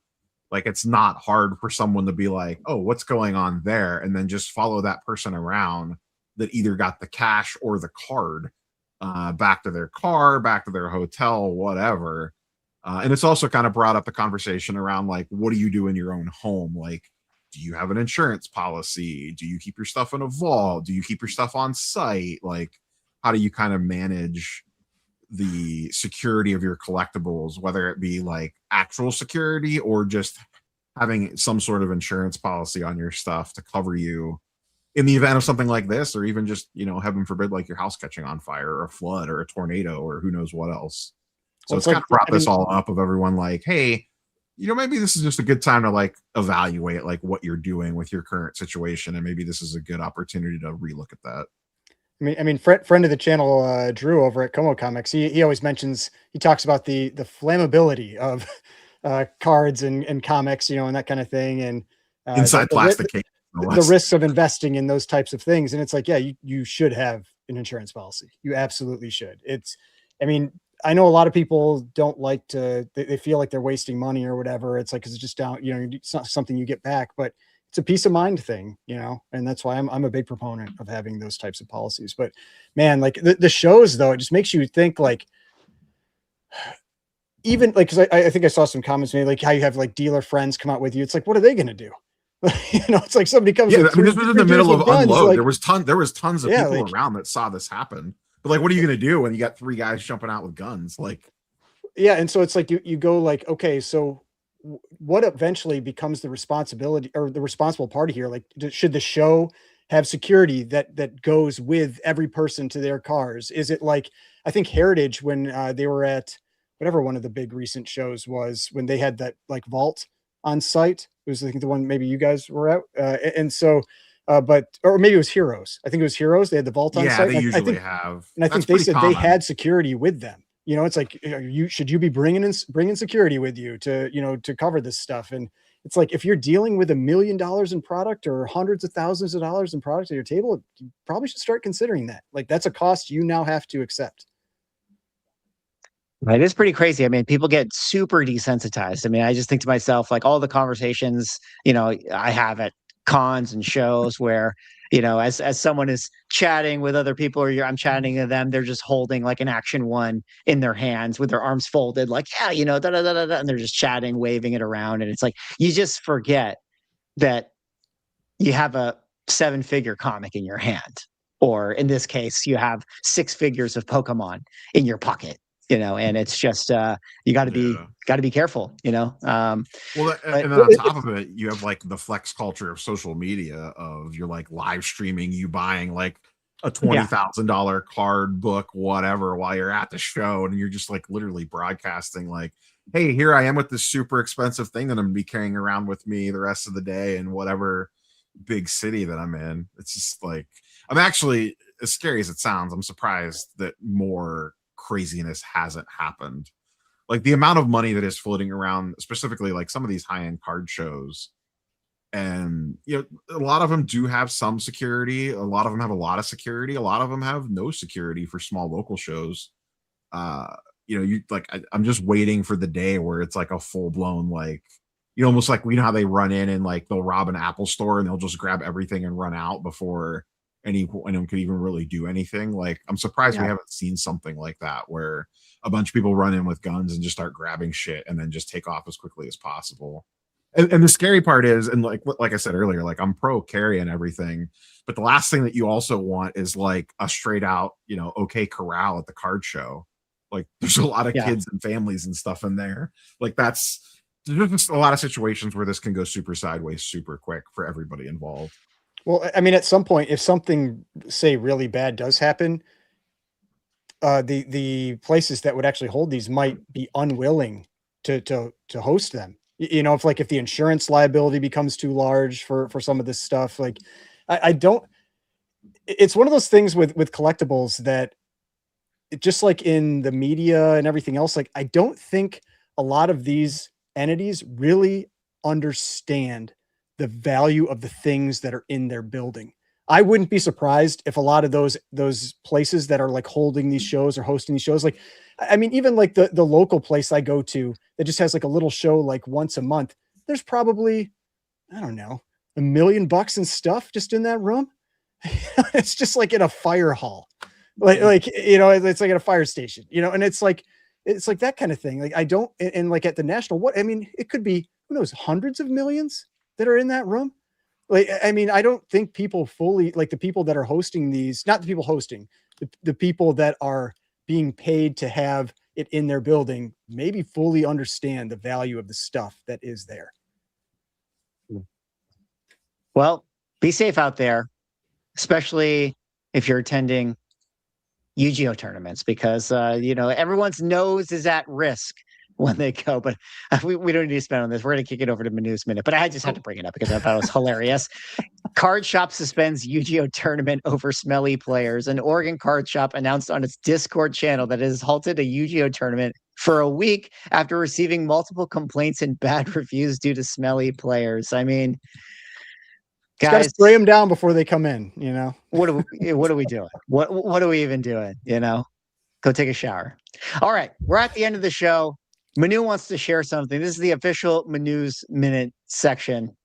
What do you got, Manu? We're deep into the show. So the Manu's Minute, that's weird to say, but there was a friend from the last episode that mentioned something, and then he sent me the article, and I did DM it to you, the image of it if you want to pull it up, but I want to get to that in a second. But prior to that, there are a couple of things that I just want to talk about, and I'm going to go get some more clarity on. But a few episodes ago, this card related stuff, a few episodes ago, we talked about how PSA did away with the OC on cards. When you submit a card, if it's off center, you're not going to get a grade with the OC in parentheses and then have to do some calculation in your mind about what that's worth. They had gotten rid of the OC, but a friend recently sent in a submission, got one of the cards back, and it got the OC on it. He didn't request it. He wasn't spoken to about it. It literally got an 8 parenthesis OC. So apparently the OC thing is back. Now, obviously we have friends at PSA. We could just reach out and find out what's happening, but we're not. We're just talking about it, speculating and saying, guys, OC's back. So that's a game changer in some ways, or something has shifted there. And then along the lines of Marvel cards and fun nostalgia, physical stuff, I know this isn't a show and tell, but I picked up something. It was not expensive. I believe it should be pricier. I won it at an auction on eBay. But in 1994, Cookie Crisp, the cereal, had Spider-Man cards. There's 12 in the set. 6 of them came out of the package. 6 were redeemable. You had to take like the UPC off of 2 or 3 packages and ship them in. You get a card. But this is the Spidey card from it, and it's the only PSA 10. But I love that. It's from the Cookie Crisps cereal box, and it's the only PSA 10. So I had to grab that real quick. It was less than $200. It should be more. But now the real Manu's Minute was, we had a friend in the last episode, Phil Dispensa, was mentioning that a friend of his had the first CGC 10. And it happened to be that Venom Lethal Protector 1 Black Error, which is just amazing that that's what it was. And then he DM'd me the article, and I think the article is fun. It's a blast from the past. So if you guys don't mind, it's not going to take too long to read it. I just want to read it real quick, if that's okay. So, and then we'll look at this picture, because under the picture it says Adventure Planet Regional Manager Phil Dispensa, who's our friend who was with us, CGC Primary Grader Steve Borak. Is that Borak in the middle? And then Adventures Planet Silver Age Specialist Gary Platt display the first comic book graded 10 by CGC, cover variant Lethal Protector. And I think Gary's the owner of the book. So anyway, the article starts, New Jersey firm has first 10.0 CGC comic. Only a handful of comic books have been graded 10 by Comics Guarantee Corporation. CBG has only seen 4 online sales of them to date, but there's only one first one. This spring, Adventure Planet of Edison, New Jersey sent in a Venom Lethal Protector 1 Black variant that became the first comic book to be graded a 10 mint by CGC. Phil Dispensa, Adventure Planet's regional manager, said that as one of the 100 charter members of CGC, his firm had to be very early to recognize the market for professionally graded comics. CGC contacted Adventure Planets in March to inform them that their Venom 1, a black variant of which only hundreds are suspected to exist, had been graded a 10. They later invited store reps to the CGC headquarters. The Venom Black variant appears to be a product of a printing error where black ink covers part of the red foil and says that they do not appear intentional. Adventure Planet's Gary Platt said that this is the best estimate was about his best estimate was about 200 copies, but that figure is certainly not a firm one. I got it from an established retailer who remembers talking with Marvel reps about it when the error was first discovered. I do know this. Attend any major show and you will usually not see even one copy of Venom 1 with the black error cover. I saw one sell for $275 at a convention in Philadelphia a few years ago. Wizard listed it at $250 before they pulled it from their guide a few years ago due to all the counterfeits. The first issue has now been restored to their guide. But what's interesting about that little tidbit is when we talked about this on the last episode, I said I can't confirm nor deny, but it has been said that there are counterfeits, and I talked about some of the things to look for as they've been expressed and told to me, and some of the counterfeits have been said to have gone through grading through CGC. So just because they're encapsulated doesn't mean they might not be. But this article from way back when already talks about the counterfeit, so I thought that was interesting. And then it's really brief.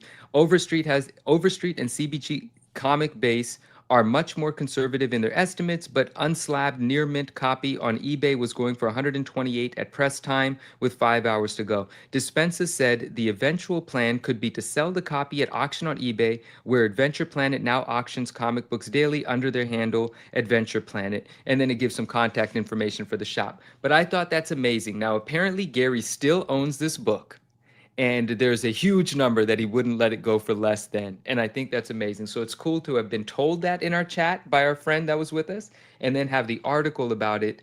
And that's just a blast from the past. So that's what I wanted to share today. Yeah, that's super cool. I think so. It's a very, very cool story, and that's very cool collectible for them to have. But it has to be said, how is it going to be that they had to get a black air variant to get a 10-0? You know, all those years back then, the first 10-0 was a black table. There's all these Venom lethals. Just you can't write this copies, stuff. You can't make this stuff up, man. They were networking day one. They were the CGC, first 100 charter members. Copy. Yep. There you go. Well, yeah, it used to, like, I don't know the history totally on CGC, but you couldn't just like submit. It was like it was very specific people that were allowed to submit. So it was nothing like it is today. Thank you, guys. Yeah. It's in the DNA to network.